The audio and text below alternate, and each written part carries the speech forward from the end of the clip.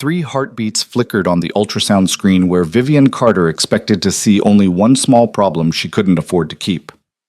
Before the nurse could explain that she was carrying triplets, gunfire erupted in the clinic hallway. Armed men were hunting her, a woman whose biggest crime had been a one-night mistake at a stranger's wedding. Within the hour, she would stand before Adrian Blackwood, the East Coast's most feared crime boss, and learn that the babies growing inside her were worth more than empires. Her simple life was over. His deadly world had just begun. If you're hooked, stay until the end. Hit that like button and comment your city so I can see how far this story travels. The fluorescent lights in the clinic waiting room hummed with the kind of sterile indifference that matched Vivian Carter's mood perfectly. She sat with her purse clutched against her stomach, fingers worrying the frayed strap, trying not to meet anyone's eyes. The other women in the waiting area looked just as lost, just as alone. At 27, Vivian had imagined her life would look different. Stable job, loving partner, maybe a small apartment that didn't smell like mildew and broken dreams. Instead, she was drowning in $30,000 of medical debt from her mother's final hospital stay, working double shifts at a diner that paid minimum wage, and now this.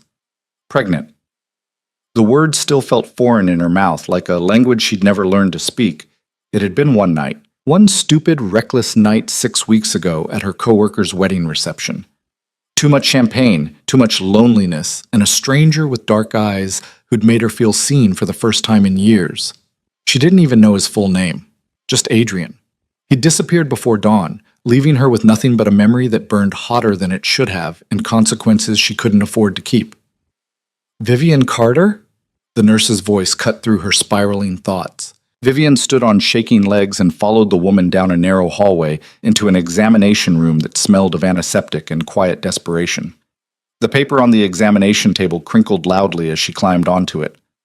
"We'll do the ultrasound first," the nurse said, her voice professionally neutral. "Just to confirm dates and make sure everything is progressing normally before we discuss your options." Options? What a polite word for the decision tearing Vivian apart from the inside. She lay back and lifted her shirt, flinching at the cold gel spread across her abdomen. The ultrasound technician, a middle-aged woman with kind eyes, positioned the wand and began moving it slowly across Vivian's skin.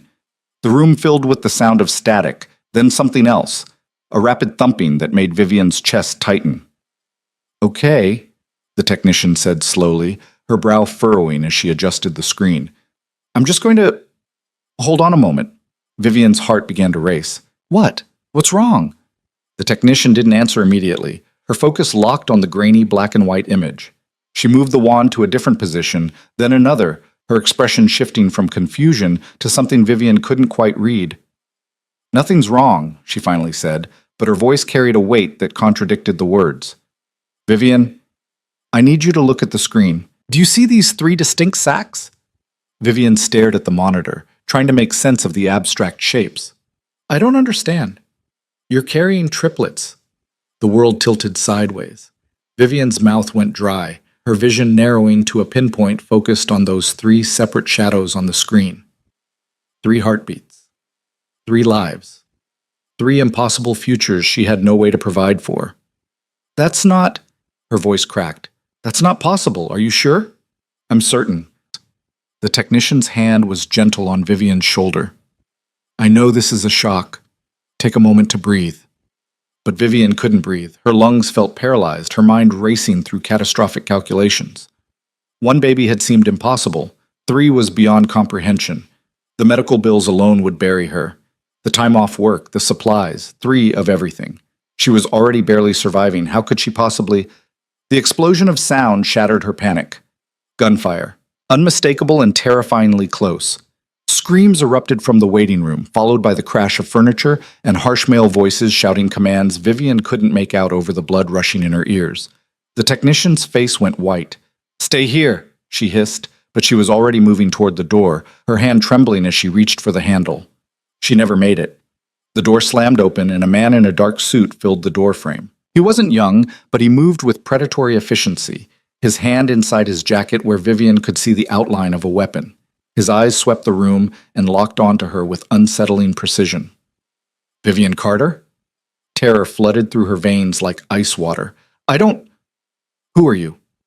"You need to come with me. Now." The technician stepped between them, her voice shaking but firm. "Sir, you can't be in here. I'm calling security." The man's hand emerged from his jacket, not with a gun, but with a phone. He held it up, showing the screen to the technician. Whatever she saw there drained the color from her face completely. She stepped aside without another word.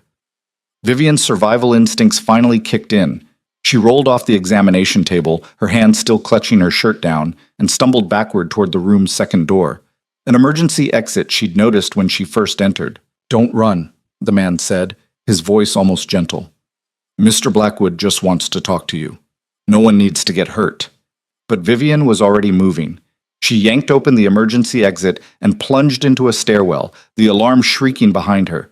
Her shoes slapped against concrete as she took the stairs 2 at a time, her heart hammering so hard she thought it might burst. Behind her, she heard the door crash open again and heavy footsteps pursuing. She hit the ground floor at full speed and burst through another door into a parking garage. The afternoon sun was too bright, disorienting after the artificial light inside. Vivian ran without thinking, without planning, just pure animal panic driving her forward between rows of parked cars. A black SUV screeched around the corner ahead of her, cutting off her escape. Vivian pivoted and ran the other direction, but 2 more men appeared from behind a concrete pillar. They moved like soldiers, coordinated and calm, closing the distance between them with terrifying speed. She tried to scream, but one of them was faster. A hand clamped over her mouth, another arm wrapped around her waist, lifting her off her feet.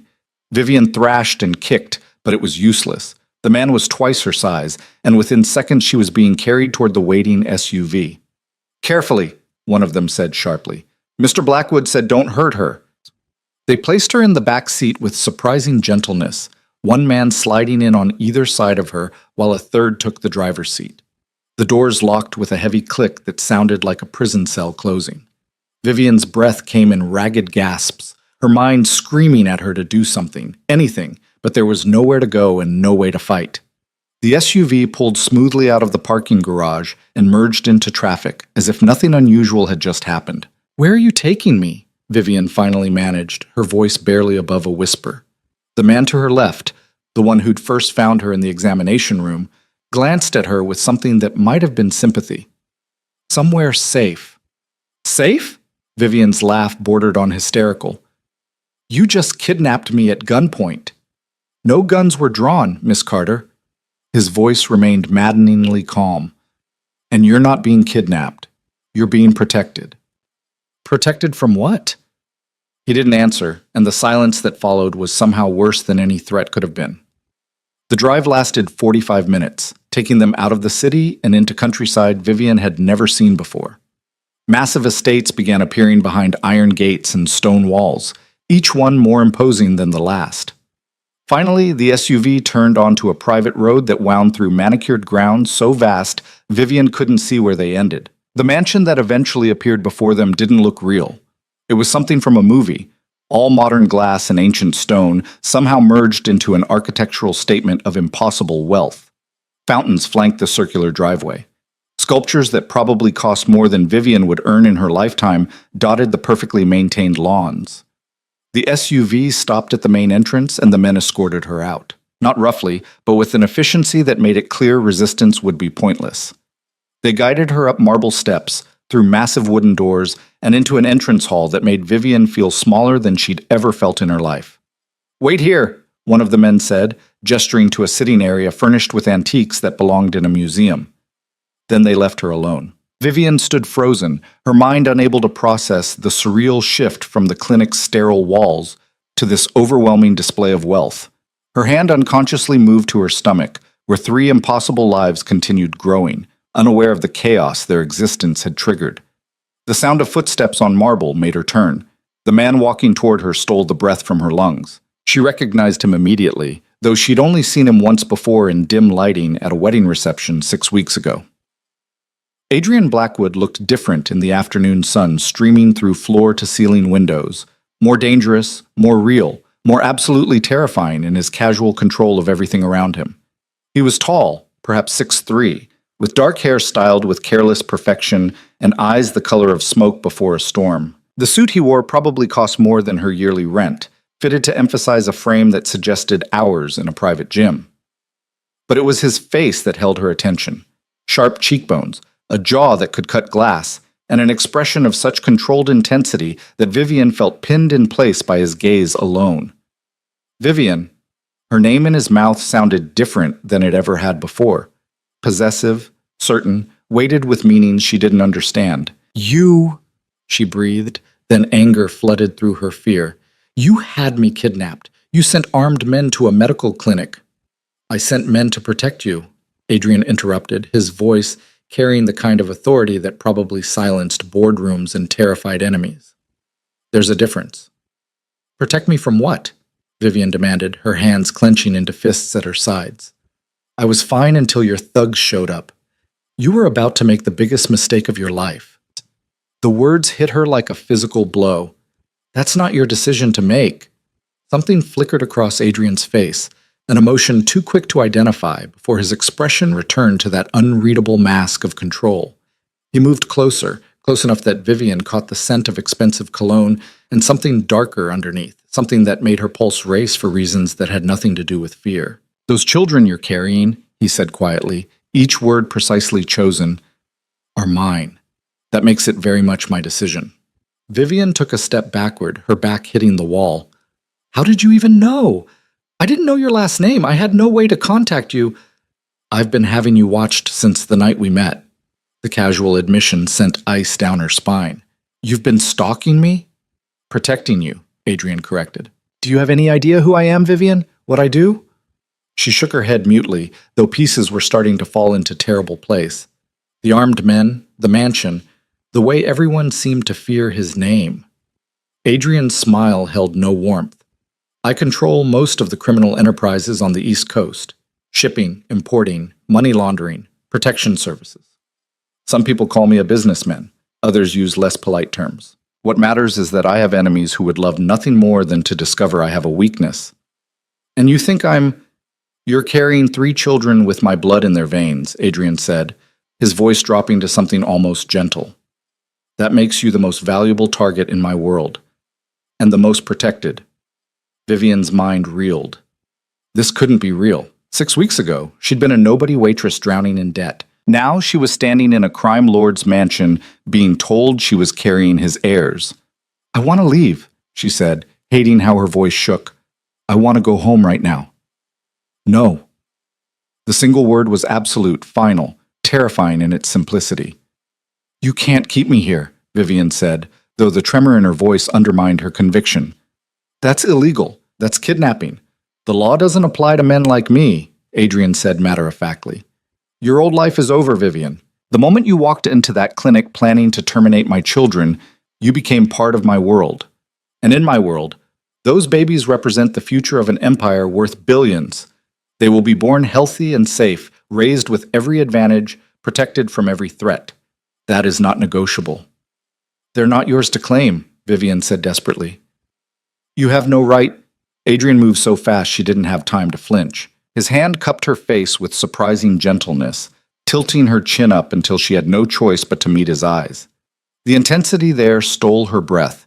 Not cruelty, but something far more complex and infinitely more dangerous. I have every right, he said softly. And you will understand that soon enough. This mansion has 50 rooms. Choose any one you like.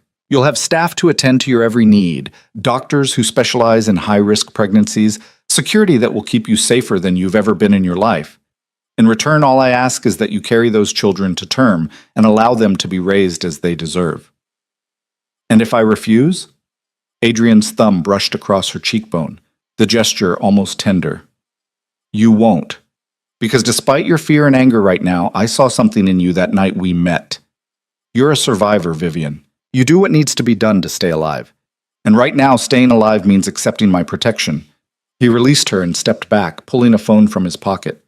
Elena will show you to your room. Anything you need, tell her. If you try to leave the grounds, my men will stop you. Not violently, I meant what I said about keeping you safe. But you will not leave until those children are born. Do you understand? Vivian wanted to scream, to fight, to do anything but accept this nightmare. But looking at Adrian Blackwood's implacable expression, she understood with crushing certainty that she had no power here. No choices. No escape. I understand, she whispered. Good. Adrian turned to leave, then paused. For what it's worth, I'm sorry it had to be this way. In another life, perhaps things could have been different between us. Then he was gone, his footsteps echoing away down the marble hall, leaving Vivian alone with her terror and the 3 tiny heartbeats that had just condemned her to a beautiful prison. A woman appeared moments later, younger than Vivian had expected, with long dark hair and Adrian's same striking features softened into something approaching warmth. She smiled, but it didn't quite reach her eyes. Vivian, I'm Elena, Adrian's sister. She extended a hand. I know this must be overwhelming, but I promise we're not monsters. Come on, let me show you where you'll be staying. Vivian followed numbly, her mind still trying to process everything that had happened in the last 2 hours. Elena kept up a steady stream of pleasant conversation as they climbed a grand staircase and walked down a hallway lined with priceless artwork. Adrian can be intense, Elena said, glancing back with what seemed like genuine sympathy. But he's not cruel. He just values family above everything else. You'll see. The room Elena showed her to was larger than Vivian's entire apartment had been. A massive 4-poster bed dominated the space, surrounded by elegant furniture and floor-to-ceiling windows that overlooked the estate grounds. A door led to a private bathroom with a tub big enough to swim in. There's a closet through there, Elena said, gesturing. We'll have clothes brought in your size. If you need anything, books, movies, special food, just ask. You have full access to the grounds, the library, the pool. The only rule is you can't leave. Vivian sank onto the edge of the bed, her legs finally giving out. How long? Until the babies are born, Elena said gently. 6 months, maybe 7. I know it seems impossible now, but you might find it's not as terrible as you think. Adrian's world has its advantages. After Elena left, Vivian sat in silence for a long time, staring at her hands folded in her lap. She thought about the clinic, about the decision she'd been about to make, about the 3 lives growing inside her that had transformed from a problem she couldn't solve into the most valuable commodities in a crime lord's empire. She thought about her old apartment with its leaking ceiling and broken heater, about the diner where she pulled double shifts for tips that barely covered her bills, about the mountain of debt that crushed her every time she tried to imagine a future. And she thought about Adrian Blackwood's eyes when he touched her face, the gentleness in a man who commanded armies of criminals, the way her traitorous body had responded to his proximity despite everything her mind was screaming. Night fell across the estate, painting the grounds in shades of purple and gold. Vivian watched from her window as security lights flickered on, revealing the true scope of her cage. Beautiful, luxurious, and absolutely inescapable. She placed her hand on her stomach, feeling nothing yet but knowing that 3 tiny hearts were beating beneath her palm. I'm sorry, she whispered to them. I don't know how to protect you from this. I don't even know how to protect myself. But even as fear threatened to overwhelm her, a small, stubborn part of Vivian's mind began working. Adrian had called her a survivor, and he was right. She'd survived her mother's death, the crushing debt, the loneliness that had driven her into a stranger's arms for one reckless night. She would survive this too, and maybe, just maybe, she'd find a way to escape before her children became prisoners of their father's empire. The thought sustained her as she finally lay down in the too-soft bed, exhaustion pulling her towards sleep. Tomorrow she would start planning. Tomorrow she would figure out how to reclaim her freedom. But tonight, in the darkness of a mansion that felt like both a palace and a prison, Vivian Carter closed her eyes and wondered if the man who'd stolen her life away might be the only one who could keep her alive. The first week passed in a strange blur of luxury and captivity that left Vivian feeling increasingly unmoored from reality. She woke each morning in the enormous bed to find breakfast already waiting on a silver tray, fresh fruit, pastries still warm from the oven, coffee that smelled better than anything she'd ever made in her cramped apartment. A rotation of staff appeared throughout the day, always polite, always efficient, treating her like an honored guest rather than a prisoner. But the doors were still locked from the outside at night. The security cameras still tracked her movements through the hallways. And Adrian Blackwood remained a distant presence she caught glimpses of but never spoke to directly. She saw him sometimes through windows, crossing the grounds with men in dark suits following at a respectful distance. Once she spotted him in what appeared to be a home office, standing before floor-to-ceiling screens filled with numbers and data she couldn't decipher. He moved through his world with the absolute confidence of a man who'd never been told no, who'd never encountered a problem his money or power couldn't solve. Vivian spent her days exploring the mansion, testing the boundaries of her cage. The library became her favorite refuge. 3 stories of books lining mahogany shelves, with rolling ladders and reading nooks tucked into corners. She found first editions worth more than her mother's medical bills, poetry collections in languages she didn't speak, and an entire section devoted to pregnancy and child-rearing that made her stomach twist. Elena visited often, always friendly, always offering companionship that Vivian desperately wanted to trust, but couldn't quite bring herself to accept.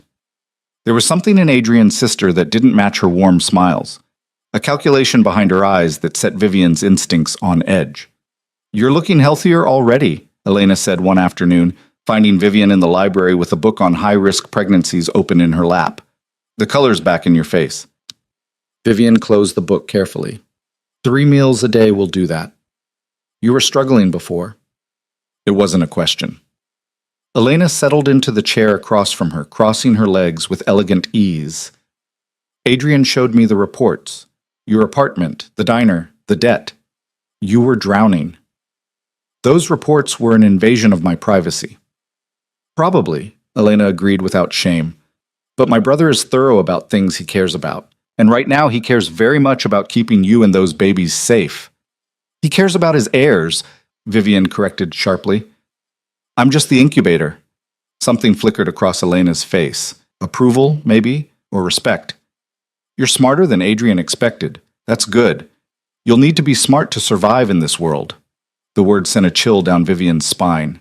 What do you mean, survive? But Elena just smiled and changed the subject, asking about the books Vivian had been reading, steering the conversation into safer waters. Yet the warning lingered in the air between them like smoke. That night, Vivian couldn't sleep. She paced her room, restless and aching with the need to do something, anything, to reclaim some measure of control over her life. Around midnight, she finally gave up and slipped out into the hallway, padding barefoot across plush carpet toward the staircase. The mansion felt different at night. The daytime staff had vanished, leaving only the quiet presence of security she knew was there but couldn't see. Moonlight streamed through the tall windows, painting everything in shades of silver and shadow. Vivian made her way down to the kitchen, thinking maybe warm milk would help her sleep the way her mother used to make it when Vivian was small. She was reaching for a saucepan when a voice from the doorway froze her in place. Trouble sleeping? Adrian stood silhouetted against the hallway light, still dressed in suit pants and a white shirt with the sleeves rolled up to reveal surprisingly strong forearms. He looked tired, she realized, the kind of bone-deep exhaustion that came from carrying weight no one else could see. I didn't think you'd be awake, Vivian said, hating how her voice came out breathless. I don't sleep much. Adrian moved into the kitchen with that same predatory grace she'd noticed before, every movement economical and controlled. The empire doesn't rest, neither can I. Must be exhausting, running a criminal organization. His lips quirked in something that might have been amusement. You'd be surprised how similar it is to running any other business. Supply chains, employee management, hostile takeovers. The main difference is how we handle competition. You kill them, Vivian said flatly. Sometimes. Adrian pulled down 2 mugs from a cabinet, moving around the kitchen with the ease of someone who actually knew where things were. More often we negotiate. Death is expensive and draws attention. I prefer solutions that benefit everyone. How magnanimous. You're angry. He poured milk into both mugs and set them in the microwave. That's good. Anger is easier than fear. Vivian leaned against the counter, crossing her arms over her chest. You kidnapped me, locked me in a mansion, told me I can't leave until I birth your children. What exactly should I be feeling? Grateful, Adrian said, and the word hung between them like a challenge. Your old life was killing you slowly. Here you have everything you need, except freedom. Freedom is overrated when you're starving. The microwave beeped and Adrian retrieved the mugs, handing one to Vivian. I looked into your finances. In 6 months, you would have been evicted. The debt collectors were circling. Without those babies, you had nothing. The casual cruelty of his words stole her breath. You don't know anything about my life. I know everything about your life, Adrian corrected quietly. I know your mother died of ovarian cancer 18 months ago. I know the hospital bills destroyed your credit. I know you've been working 70-hour weeks trying to stay afloat and failing. I know you go to bed hungry most nights because you can't afford both rent and food. Should I continue?" Vivian's hand shook, milk sloshing dangerously close to the rim of her mug. "Stop." "The truth hurts," Adrian said, but his voice had gentled slightly. "But it's still the truth. You were drowning, Vivian. I'm offering you a life raft. A life raft with strings attached. Everything worthwhile has strings attached." They stood in silence for a moment, the only sound the soft hum of the refrigerator and the distant ticking of an antique clock somewhere in the mansion's depths. Vivian studied Adrian's face in the dim light, searching for some hint of the man who'd made her laugh at that wedding reception, who'd touched her like she was precious, who'd made her feel seen for the first time in years. "Why me?" she finally asked. "That night at the wedding, you could have had anyone. Why did you choose me?" Something shifted in Adrian's expression, a crack in the armor he wore so carefully. "You were sitting alone at a table in the corner, watching everyone else dance. You looked sad and beautiful and completely out of place. I recognize that feeling. You're a billionaire crime lord. You can't possibly understand loneliness." "Power is the loneliest thing in the world," Adrian said softly. "Everyone wants something from you. Everyone fears you. No one sees you. But that night, you looked at me like I was just a man. I hadn't felt that in years." The vulnerability in his admission caught Vivian completely off guard. For a moment, she glimpsed the human being beneath the ruthless reputation, someone just as trapped as she was, just in a different kind of cage. "That doesn't make what you're doing right," she said, but the anger had drained from her voice.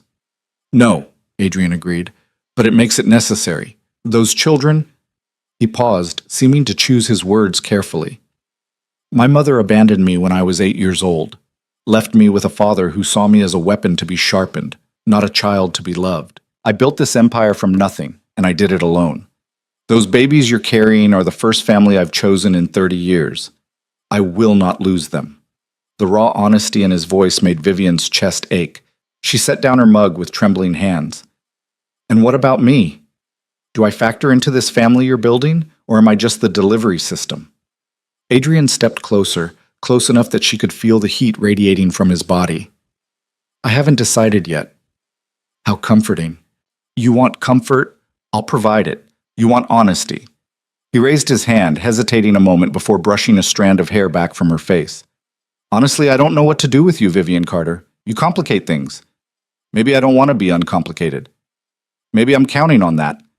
The air between them felt charged with possibility and danger in equal measure. Vivian's pulse hammered in her throat as Adrian's fingers lingered against her cheek, his thumb tracing the line of her jaw with devastating gentleness. She should pull away, should remember that this man had stolen her freedom, that everything beautiful around her was just a prettier prison.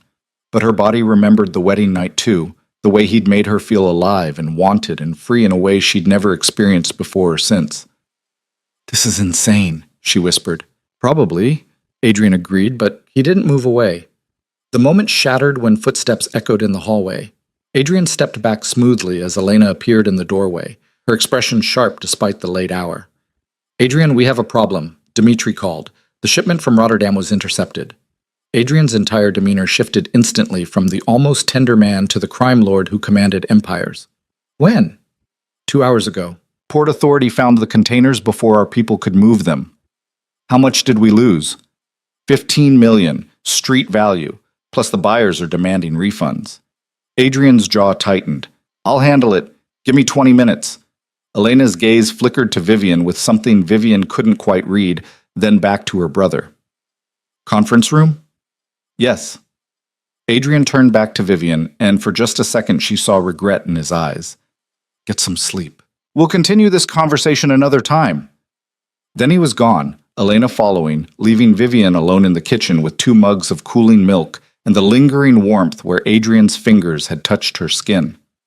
The following days brought a shift in the mansion's atmosphere. Adrian disappeared for long stretches, returning late at night with tension written in every line of his body. The staff moved with increased urgency. More security appeared on the grounds. And Elena's visits became more frequent, more probing, asking casual questions about Vivian's health, her comfort level, her relationship with Adrian. He seems distracted, Elena commented one afternoon, finding Vivian by the pool with a book she wasn't really reading. The business problems are piling up. I wouldn't know, Vivian said. I barely see him. That's probably for the best. Elena stretched out on the lounge chair beside her, perfect in a designer swimsuit that probably cost more than Vivian's car. My brother's world is dangerous right now. Better to keep your distance. But Vivian found she didn't want distance. Despite everything, despite the kidnapping, the control, the impossible situation, she caught herself listening for Adrian's footsteps in the halls, looking for glimpses of him through windows, replaying their midnight kitchen conversation in her mind until every word was memorized. It was stupid, dangerous, exactly the kind of emotional vulnerability that could destroy her, and yet she couldn't seem to stop. The breaking point came 2 weeks into her captivity. Vivian was in the library when she heard raised voices from somewhere deeper in the mansion. Curiosity overcame caution, and she followed the sound down a hallway she hadn't explored before, toward a door that stood slightly ajar. Elena's voice drifted through, sharp with anger. Getting too attached. She's a liability, Adrian. We should have just paid her off and taken the babies when they were born. That was never the plan. Adrian's voice was cold, commanding. She stays here where I can protect her. Protect her or control her? Because from where I'm standing, you're letting sentiment cloud your judgment. My judgment is fine. Is it? Because Dimitri says you turned down the Montenegro deal because it would require you to be out of the country for 3 weeks. You've never let anything interfere with business before. Silence fell, thick and dangerous. Vivian held her breath, pressed against the wall, just out of sight. When Adrian finally spoke, his voice was low and lethal. What I do with my time is not your concern, Elena. Everything you do is my concern when it affects this family. That woman is nothing. A nobody from nowhere who got lucky one night. Don't mistake her for something she's not. And what do you think she is? A womb. That's all she'll ever be to you, no matter what lies you tell yourself late at night when you check on her like some lovesick. Enough. The single word cracked like a whip. Vivian flinched, her heart racing. You forget yourself, sister, Adrian continued, each word precisely measured. Vivian is under my protection. That makes her untouchable. If I hear you speak about her that way again, there will be consequences. Do you understand? Perfectly. Elena's voice dripped with false sweetness. I'll leave you to your delusions. Footsteps approached the door. Vivian barely had time to retreat around the corner before Elena emerged, her expression thunderous. She stalked past without noticing Vivian pressed into a shadowy alcove, her designer heels clicking sharply against marble. Vivian waited until the footsteps faded before releasing her held breath. Her mind reeled from what she'd overheard. Elena's barely concealed contempt. Adrian's unexpected defense. The revelation that he checked on her at night when she was sleeping. She should feel violated by that last part. Instead, warmth spread through her chest. You can come out now. Adrian's voice from inside the room made Vivian jump. He'd known she was there. Of course he had. Men like Adrian Blackwood didn't survive by being unobservant. Vivian stepped into the doorway. Adrian stood by the window, his back to her, hands in his pockets. Even from behind, she could read the tension in his shoulders. How much did you hear? He asked, without turning. Enough. Then you know my sister thinks I'm making a mistake keeping you here. Are you? Now Adrian turned, and the expression on his face stole Vivian's breath. It wasn't the cold mask of the crime lord or the controlled calculation of the businessman. It was something raw and real and frighteningly vulnerable. I don't know, he admitted, but I can't seem to make myself care about the strategic implications. Not when it comes to you. Vivian's throat tightened. Why? Because you look at me like I'm human, Adrian said simply. Everyone else sees the empire, the power, the reputation. They see what I can give them or what I can take away. You see me, and that terrifies me more than any enemy ever has. The honesty in his words cracked something open in Vivian's chest. She crossed the room before she could talk herself out of it, closing the distance between them until only a foot of charged air separated them.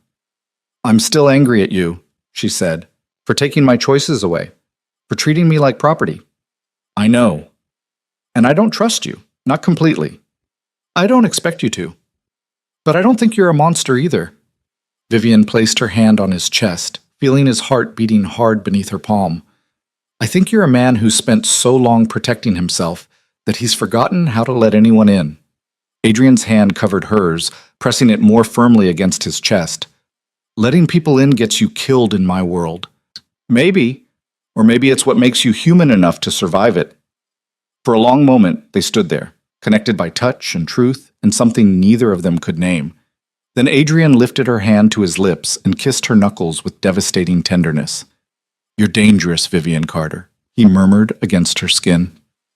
"Good," she whispered back. "Maybe you need someone dangerous in your life." The kiss happened inevitably, like gravity pulling them together. Adrian's mouth on hers was nothing like their first kiss at the wedding. That had been champagne and recklessness and escape. This was hunger and recognition and the terrifying acknowledgement of something real between them. Vivian melted into him, her hands fisting in his shirt, anchoring herself against the dizzying intensity of his touch. Adrian kissed her like she was air and he was drowning, like she was the answer to questions he'd been asking all his life. When they finally broke apart, both breathing hard, Adrian rested his forehead against hers. "This doesn't change anything," he said roughly. "You're still staying here, still under my protection." "I know, and I'm still a criminal who's done terrible things to build this empire." "I know that too." "Then why—" "Because I'm tired of being afraid," Vivian interrupted. "And because maybe we're both trapped in cages of our own making. Maybe we can figure out how to be free together." Adrian pulled back slightly, searching her face. "You don't know what you're saying. The danger, the enemies, the life I lead. I know I'm carrying 3 babies who will be born into this world, whether I want them to be or not," Vivian said steadily. "I know running would get me killed. And I know that despite everything, when you touch me, I feel safer than I have in years. That might make me crazy, but it's the truth." But something shifted in Adrian's expression. A decision being made, a door being opened that had been locked for decades. He cupped her face in both hands, his thumbs brushing across her cheekbones with infinite care.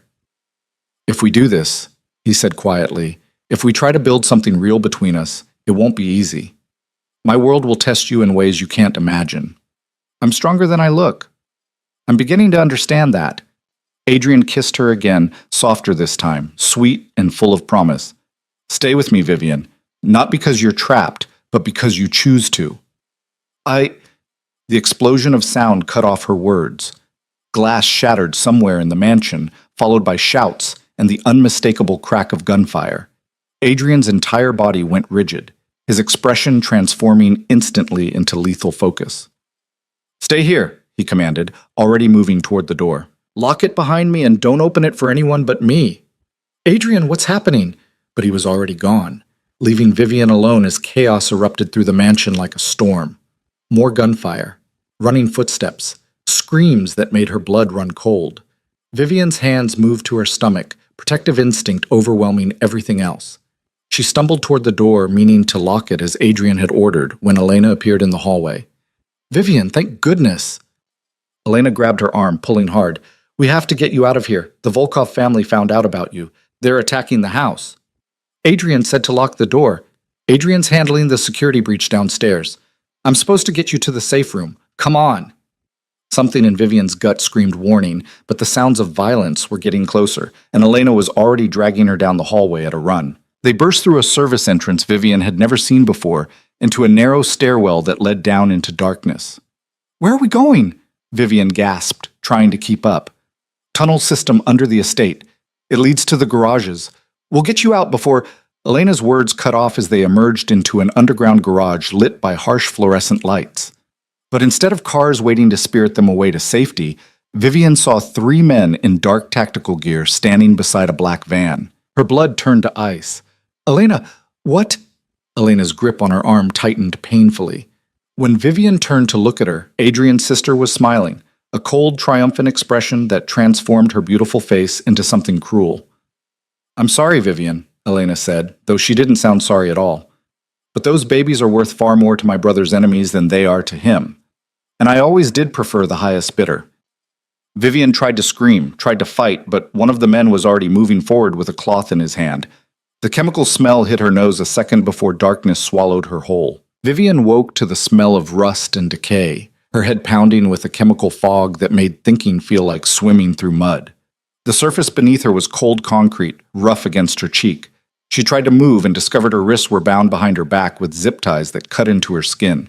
Panic flooded through her system, burning away the last traces of whatever Elena had used to knock her unconscious. Vivian forced her eyes open and immediately wished she hadn't. She was in some kind of warehouse, massive and empty, except for industrial debris scattered across the floor. Broken pallets, rusted machinery, water damage staining the walls in abstract patterns that looked like old blood. High windows let in weak daylight that suggested hours had passed since the attack on the mansion.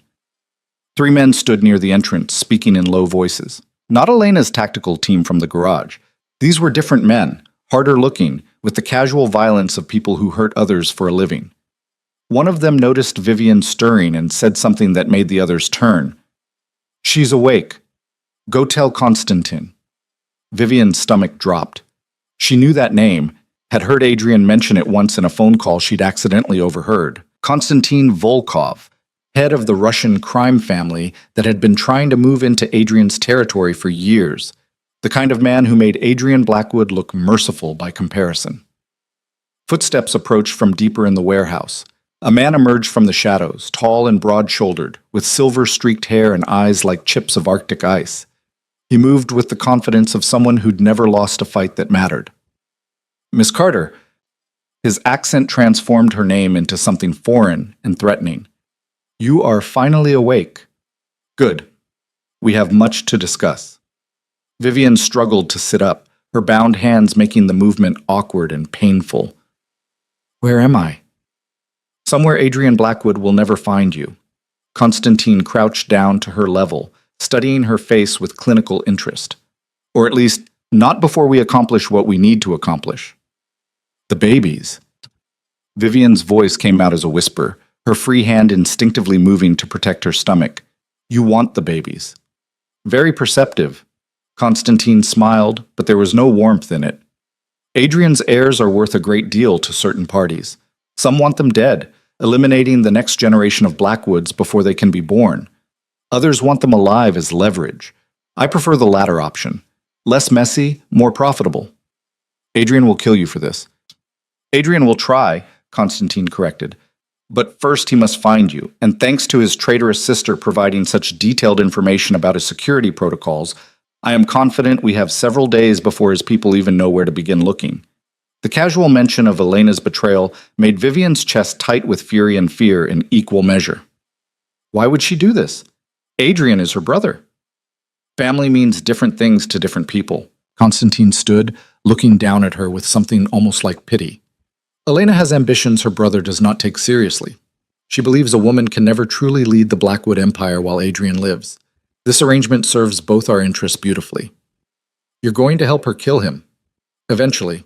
First, we extract maximum value from this situation. You and those babies represent $30 million in ransom, payable not by Adrian, but by his enemies who want him weakened enough to destroy.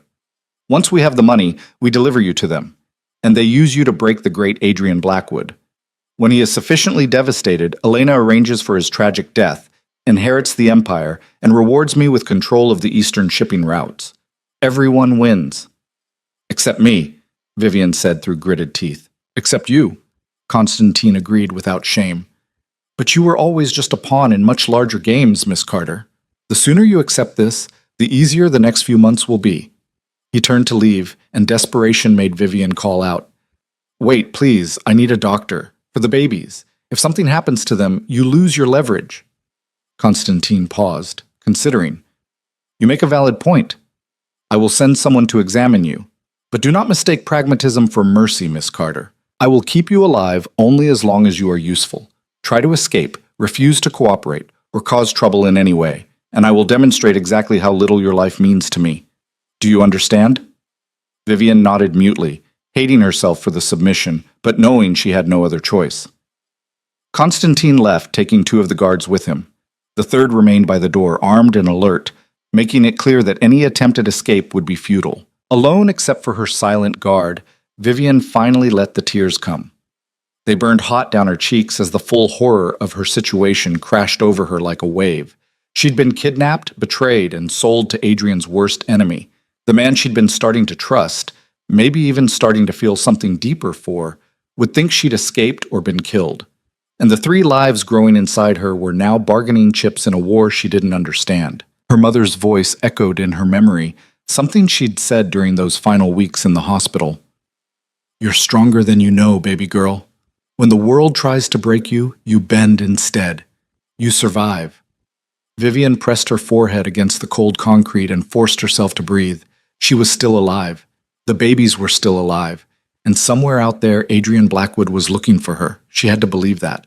He'd defended her to Elena. He'd kissed her like she mattered. He wouldn't just abandon her to his enemies. She hoped. The hours crawled past with agonizing slowness.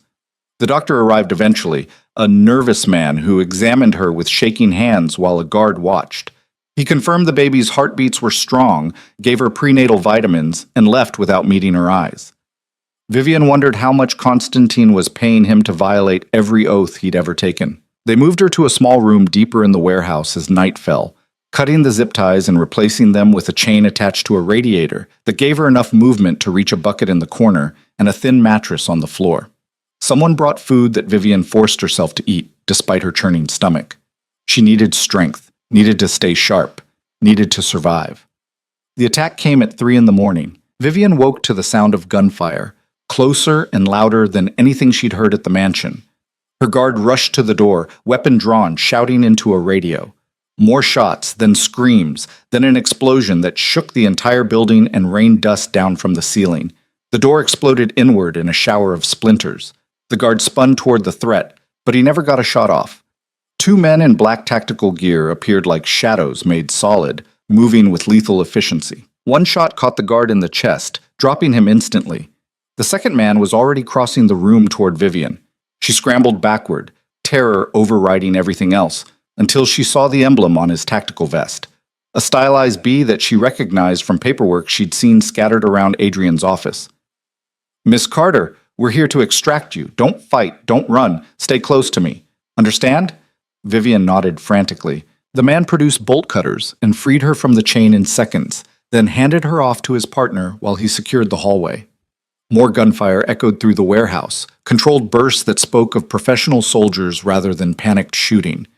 They moved through the building at a run, Vivian's rescuers forming a protective shell around her. Bodies littered the floor, some wearing tactical gear like Constantine's men, others in the black uniforms of Adrian's security forces. The warehouse had become a battlefield. They emerged into the loading bay where SUVs idled with engines running and doors open. Vivian was pushed into the back seat of the nearest vehicle, bracketed by armed men on either side. The door had barely closed before the driver floored the accelerator, tires screaming as they shot out into the night. "Is she hurt?" A familiar voice crackled through the radio. Adrian's voice tight with an emotion Vivian couldn't name. "Negative, sir. Minor injuries only. 3 heartbeats confirmed on the ultrasound scan earlier. Package is secure." The relief in Adrian's responding exhale was audible, even through the radio static. "Bring her home. I'll meet you there." The drive passed in a blur of adrenaline and shock. Vivian stared out the window at the passing streets, her mind unable to fully process everything that had happened. The betrayal, the warehouse, the rescue that had come with military precision. By the time they pulled through the gates of Adrian's estate, false dawn was painting the sky in shades of gray and pink. Adrian was waiting on the front steps when they arrived, looking like he'd aged a decade in the hours since Vivian had been taken. His suit was rumpled, his hair disheveled, and there was a cut above his left eyebrow that suggested he'd been in the thick of the fighting. But his eyes burned with an intensity that stole Vivian's breath. She barely made it out of the SUV before he was there, pulling her against his chest with a desperation that spoke louder than words. His arms wrapped around her like steel bands, one hand cradling the back of her head while the other pressed against her lower back, holding her so tightly she could barely breathe. "I've got you," Adrian murmured against her hair, his voice rough and broken. "You're safe. I've got you." Vivian's carefully maintained composure shattered. She buried her face against his chest and sobbed, weeks of fear and confusion and impossible choices pouring out in great heaving gasps. Adrian held her through all of it, murmuring words of comfort and protection, his own body shaking with emotions he couldn't quite contain. When the storm finally passed, Vivian pulled back enough to look at his face. "Elena, I know." Adrian's expression went cold and deadly. My men are hunting her now. She won't get far. She sold me to Constantine. Said she wanted control of the empire. She wanted a lot of things she'll never have now. Adrian's thumb brushed away a tear from Vivian's cheek. I should have seen it coming. Should have protected you better. This is my fault. You found me, Vivian said simply. That's what matters. I tore apart half the East Coast looking for you. Adrian's voice dropped to something raw and vulnerable. When I realized you were gone, that she'd taken you, he stopped, seeming to struggle for words. I faced down enemies, survived assassination attempts, built an empire from blood and violence. But the thought of losing you terrified me more than anything I've ever experienced. Why? Vivian whispered, needing to hear him say it. Adrian cupped her face in both hands, his gray eyes holding hers with burning intensity. Because somewhere between kidnapping you and fighting to get you back, I fell in love with you, Vivian Carter. And that changes everything. The confession hung in the air between them, impossibly fragile and devastating in its honesty. Vivian's breath caught, her heart hammering against her ribs hard enough to hurt. That's insane, she managed. We barely know each other. This whole situation is completely insane, Adrian agreed. But it's also true. I love you. I love the fire in you when you fight back. I love the way you see through all my carefully constructed walls. I love your strength and your stubbornness and the way you refuse to let my world break you, and I will burn down empires to keep you safe. Vivian's hands fisted in his shirt, anchoring herself against the emotional vertigo threatening to sweep her away. I don't even know if I can trust these feelings. Everything's been so twisted and complicated. I know. Adrian pressed his forehead to hers. And I'm not asking you to love me back. Not yet. Maybe not ever. But I need you to know that you're not a prisoner anymore, Vivian. You're not an incubator for my heirs or a pawn in family power plays. You're the woman I love, and that means you get to choose what happens next. Choose? Stay or go. Your decision. I'll give you money, protection, a new identity if you want it. You can disappear and raise those babies somewhere I'll never find you. Or, his voice roughened. Or you can stay here and let me try to build something real with you. A partnership. A family. A life that's actually worth living. The offer stole Vivian's breath. After weeks of having every choice stripped away, Adrian was handing her back her freedom. It would be so easy to run, to take the money and protection and vanish into a safer life far from the violence of his world. But when she looked at Adrian's face, scarred and dangerous and achingly vulnerable, Vivian realized she didn't want to run. Not anymore. I'm terrified, she admitted. Of you, of this world, of everything that could go wrong. That makes two of us. And I'm still angry about the kidnapping. You can't just erase that with a love confession. I wouldn't dream of trying. But Vivian took a shaky breath. But I think I'm falling for you too, and that scares me more than anything Constantine could have done. Adrian's expression transformed, hope and wonder breaking through the careful control he wore like armor. Yeah? Yeah. Vivian pulled him down and kissed him, pouring everything she couldn't say into the press of her lips against his. Adrian responded with devastating tenderness, kissing her like she was precious and irreplaceable, like she was the answer to every question his broken life had ever asked.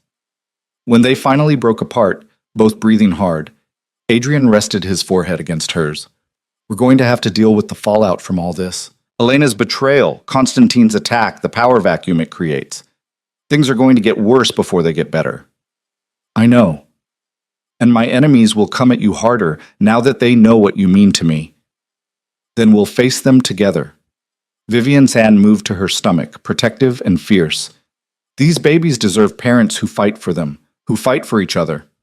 They'll have that, Adrian promised. Whatever it takes, they'll have that.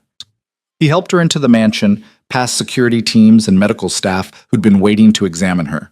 The doctor confirmed what Constantine's nervous physician had already established. The babies were fine, their heartbeat strong and steady despite everything their mother had endured. Vivian submitted to the examination with patience she didn't feel, exhaustion finally catching up to her. Adrian never left her side through any of it, his hand a constant anchor she clung to as the adrenaline faded and left her feeling hollowed out and fragile. They were finally alone in her room when Adrian's phone buzzed. He glanced at the screen, and his expression went cold. "What is it?" Vivian asked. "My men found Elena." Adrian's voice was flat, emotionless. She was trying to board a plane to Monaco using a fake passport. Vivian's stomach twisted. "What are you going to do?" Adrian was quiet for a long moment, staring at his phone screen with an expression Vivian couldn't read. Then he looked up, and the pain in his eyes made her heart ache. "She's my sister," he said quietly. "The only family I had before you and these babies. But she sold you to my worst enemy, put you and my children in mortal danger for money and power. There are consequences for that kind of betrayal." "Adrian, I won't kill her," he interrupted, seeming to read Vivian's thoughts. "That's not who I want to be anymore." "But I can't let her go unpunished either. She made her choice. Now she lives with the fallout." He made several calls in rapid succession, his voice crisp and commanding, issuing orders that would strip Elena of everything: her money, her connections, her place in the Blackwood Empire. When he finally hung up, he looked exhausted. "She'll be alive," he said to Vivian, "but she'll have nothing, no power, no resources, no way back into this world. For someone like Elena, that's worse than death." Vivian reached for his hand, lacing their fingers together. "I'm sorry it came to this." "I'm not." Adrian's grip tightened. "She showed me who she really was. Better to know now than to keep trusting someone who would destroy everything I care about for her own ambition." He climbed into bed beside Vivian without asking, pulling her against his chest with careful tenderness. She went willingly, too tired to maintain any pretense of distance, needing his warmth and solidity to chase away the lingering shadows of the warehouse. "Sleep," Adrian murmured against her hair. "I'll keep watch. Nothing's going to hurt you while I'm breathing." Vivian believed him. Against all logic and reason, she trusted this dangerous man to keep her safe. Her eyes drifted closed as Adrian's steady heartbeat lulled her toward unconsciousness. She was almost asleep when his phone rang again. Adrian answered it with a curse, his body going rigid against hers. "When?" His voice was sharp, dangerous. A pause.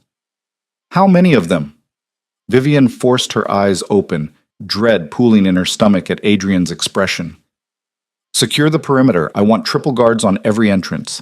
Nobody gets in or out without my personal authorization." He hung up and met Vivian's frightened gaze. "We have another problem." "What kind of problem?" "My mother just arrived at the front gate," Adrian said grimly. "And she's not alone." The words sent ice through Vivian's veins. She'd heard Adrian mention his mother exactly once, the woman who'd abandoned him when he was 8 years old, leaving him to be raised by a father who treated him like a weapon. The woman whose absence had shaped Adrian into the man he'd become. "Why is she here?" Vivian whispered. Adrian's expression was harder than she'd ever seen it. "Because news of my heirs has spread further than I anticipated, and because my mother has always had impeccable timing when it comes to exploiting weakness."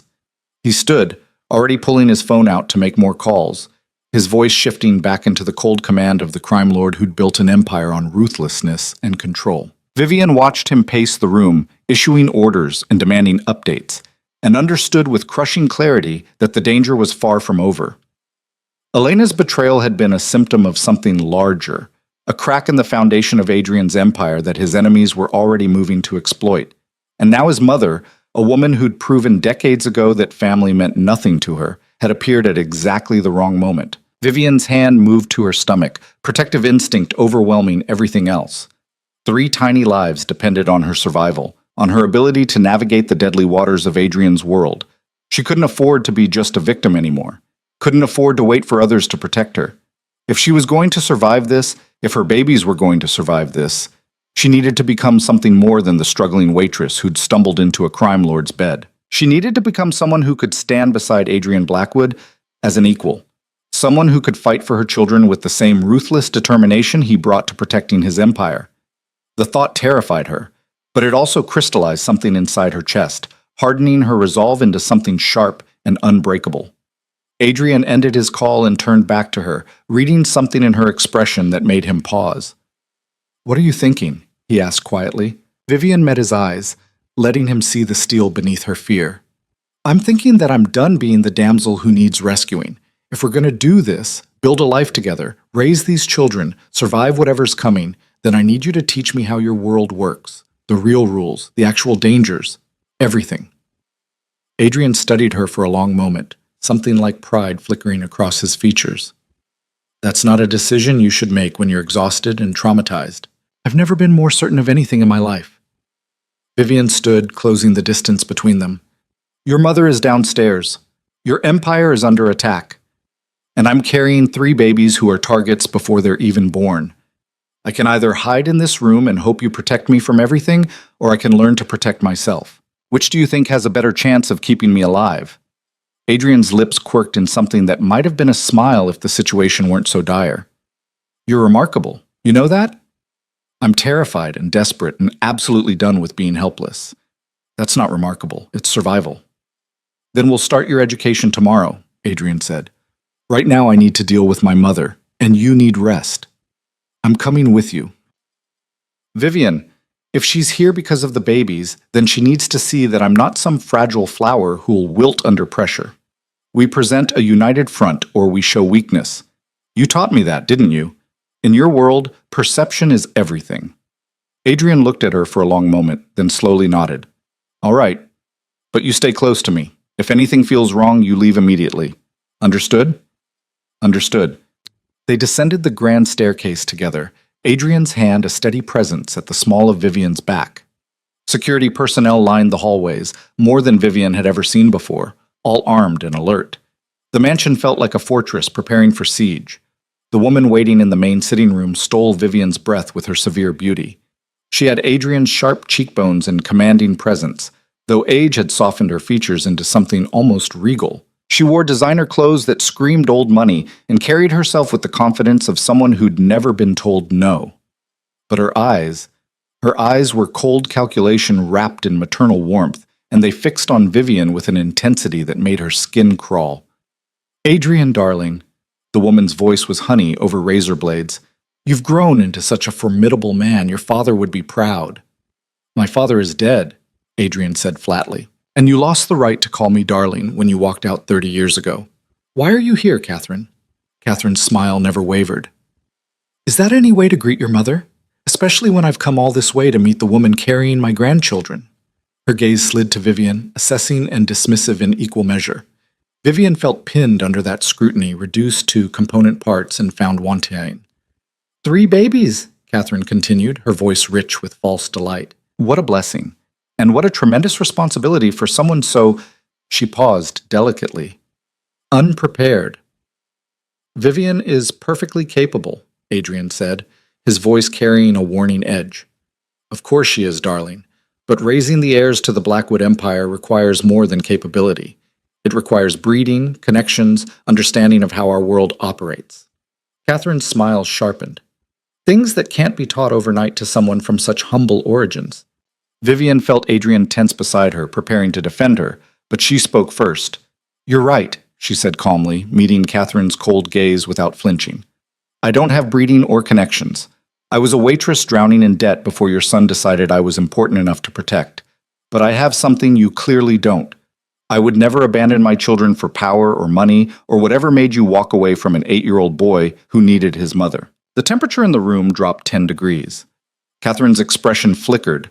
Surprise, then anger, then grudging respect. Spirited, she said. I can see why you're drawn to her, Adrian, but spirit won't protect her from what's coming. Or are you going to pretend the Volkov family won't retaliate for Konstantine's losses? That the other families won't see your divided attention as weakness?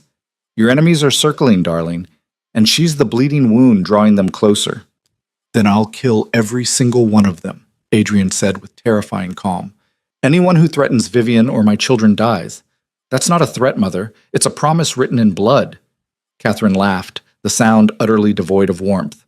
Still so dramatic. You always were the theatrical one, but we both know you can't protect her forever, not when you're spread so thin trying to hold an empire together. So I'm here to offer a solution. I don't want your solutions. You'll want this one. Catherine leaned forward, her expression shifting into something almost genuine. Let me take the children when they're born. I'll raise them properly, give them the education and connections they need to truly lead this empire. You can visit whenever you like, maintain your relationship with them. And Miss Carter can return to whatever life she chooses, compensated handsomely for her service as a surrogate. The audacity of the proposal stole Vivian's breath. Adrian's hand tightened on her back, the only sign of his fury. "Get out," he said quietly. "Adrian, be reasonable. Get out of my house before I have my men throw you out." Adrian's voice was soft and absolutely lethal. "And if you ever suggest taking my children from their mother again, I will end you, blood relation or not." Catherine stood gracefully, smoothing her skirt. "You're making a mistake. When this all falls apart, and it will fall apart, darling, don't come crying to me for help." She swept toward the door, then paused to look back at Vivian. "Enjoy your fairy tale while it lasts, dear. But remember, in our world, happy endings are just intermissions before the real tragedy begins." Then she was gone, leaving behind the scent of expensive perfume and veiled threats. Adrian's entire body was vibrating with suppressed rage. Vivian reached for his hand, lacing their fingers together. "I'm okay," she said quietly. "She can't hurt me with words. She'll try with more than words." Adrian pulled Vivian against him, his embrace almost crushing. "My mother doesn't make social calls. She's planning something, and whatever it is, it's going to be worse than Elena's betrayal." Vivian held him tighter, feeling the tremors running through his powerful frame. "Then we'll face it together, just like everything else." But even as she said the words, fear curled cold in her stomach, because Catherine Blackwood hadn't looked like a woman making idle threats. She'd looked like a woman who already had a plan in motion, who'd come to the mansion not to negotiate, but to observe her pieces on a chessboard only she could see. And Vivian had the terrible feeling that they were all already 3 moves behind. The weeks following Catherine's visit transformed the mansion into something between a fortress and a war room. Adrian doubled security, installed new surveillance systems, and began teaching Vivian the brutal realities of his world with a thoroughness that left her exhausted and exhilarated in equal measure. She learned to read the subtle signals his men used to communicate threats, learned which families could be trusted and which were waiting for any sign of weakness to strike, learned that power in Adrian's world wasn't about violence. It was about knowing exactly when to deploy violence and when to choose mercy for maximum strategic advantage. "The Castellanos are reaching out," Adrian said one evening, spreading surveillance photos across his desk, while Vivian studied them from her position curled in the leather armchair nearby. Her pregnancy was starting to show now, a gentle swell beneath the designer clothes Adrian insisted on buying her. "They want to negotiate a truce. After they backed Constantine's play against you?" Vivian's education had progressed enough that she understood the implications. "That's bold. That's survival." Adrian's finger tapped one of the photos, a silver-haired man in an expensive suit.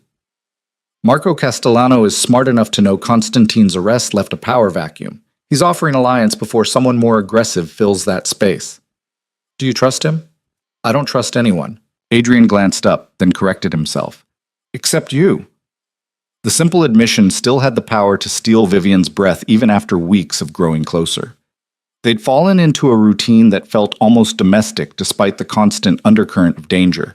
Breakfast together when Adrian's schedule allowed, evenings spent in his office while he worked and she read, nights tangled together in bed where he touched her with reverence that made her feel precious and protected. But the shadow of Catherine's visit hung over everything like a storm that refused to break. "Your mother's been quiet," Vivian said, voicing the concern that had been gnawing at her. "Too quiet." Adrian's expression darkened. "I know. My people are tracking her movements, but she's being careful. No obvious meetings with my enemies, no financial transactions that raise flags. She's planning something, but I can't figure out what. Maybe she gave up." "Catherine doesn't give up. She waits." Adrian stood and crossed to where Vivian sat, pulling her to her feet and into his arms. His hand settled protectively over her rounded stomach, feeling for the movement that had become more frequent as the babies grew. "She's never wanted anything to do with me until now. The timing isn't coincidence." Vivian leaned into his warmth, letting herself draw strength from his solid presence. "We'll figure it out. Whatever she's planning, we'll handle it." "When did you become the optimistic one?" Adrian's lips brushed her temple, soft and achingly tender. "When I realized being terrified all the time was exhausting." Vivian tilted her head back to meet his eyes. "And when I started trusting that you actually know what you're doing." Dangerous assumption. "Maybe. But you haven't let me down yet." Adrian kissed her then, deep and searching, pouring emotion into the contact that he still struggled to voice. Vivian responded with equal intensity, her hands fisting in his shirt, anchoring herself against the dizzying feeling that swept through her every time he touched her like this, like she was the most important thing in his carefully controlled universe. They were still wrapped around each other when Adrian's phone buzzed. He pulled back with a curse, glancing at the screen, then his entire body went rigid. "What?" Vivian asked, alarm spiking through her. "Security breach at the east gate. 3 vehicles approaching fast." Adrian was already moving, grabbing the gun he kept in his desk drawer and checking the magazine with practiced efficiency. "Get to the safe room, now." "Adrian? Now, Vivian." His voice cracked like a whip, leaving no room for argument. "This isn't a discussion." But before Vivian could move, the French doors leading to the garden exploded inward in a shower of glass and splintered wood. Men in tactical gear poured through the opening, weapons raised, moving with military precision that suggested extensive training. Adrian fired twice, dropping the first man through the door, then threw himself in front of Vivian as return fire tore chunks from the desk and walls. He dragged her down behind the heavy oak desk, his body covering hers, protecting her and the babies with his own flesh. "Stay down," he growled, then raised his head and fired again. Another attacker fell, but more were coming, too many to fight off alone. Vivian's heart hammered against her ribs, terror threatening to overwhelm her. But beneath the fear, something else stirred, a fierce protectiveness for the lives growing inside her and the man shielding her body with his own. She couldn't just lie here helpless while Adrian fought for their survival. Her hand closed around the letter opener on Adrian's desk. Heavy brass, sharp enough to do damage if she could get close enough. It wasn't much, but it was something. She pulled it free and gripped it tight, waiting for an opening. Adrian's security team burst into the room from the hallway, engaging the attackers in a firefight that turned the elegant office into a war zone. Adrian seized the opportunity to pull Vivian to her feet and half-drag her toward the door, using his body as a shield between her and the bullets still flying. They made it into the hallway when a figure stepped out from a side corridor, blocking their escape. The man was older, scarred, with the cold eyes of someone who'd killed enough times that it no longer registered as significant. His weapon was already trained on Adrian's chest. "Mr. Blackwood," the man said calmly over the sounds of combat. "Mrs. Volkov sends her regards." Vivian's blood turned to ice. Mrs. Volkov, Konstantin's mother, the matriarch of the family that Adrian had destroyed when he rescued Vivian from the warehouse. This wasn't a random attack. This was revenge. Adrian's grip on Vivian tightened, his mind clearly calculating angles and odds. Irina Volkov is 80 years old and supposedly retired. I'm surprised she still has the reach to coordinate something like this. "You killed her son," the man said simply. "Did you think there would be no consequences?"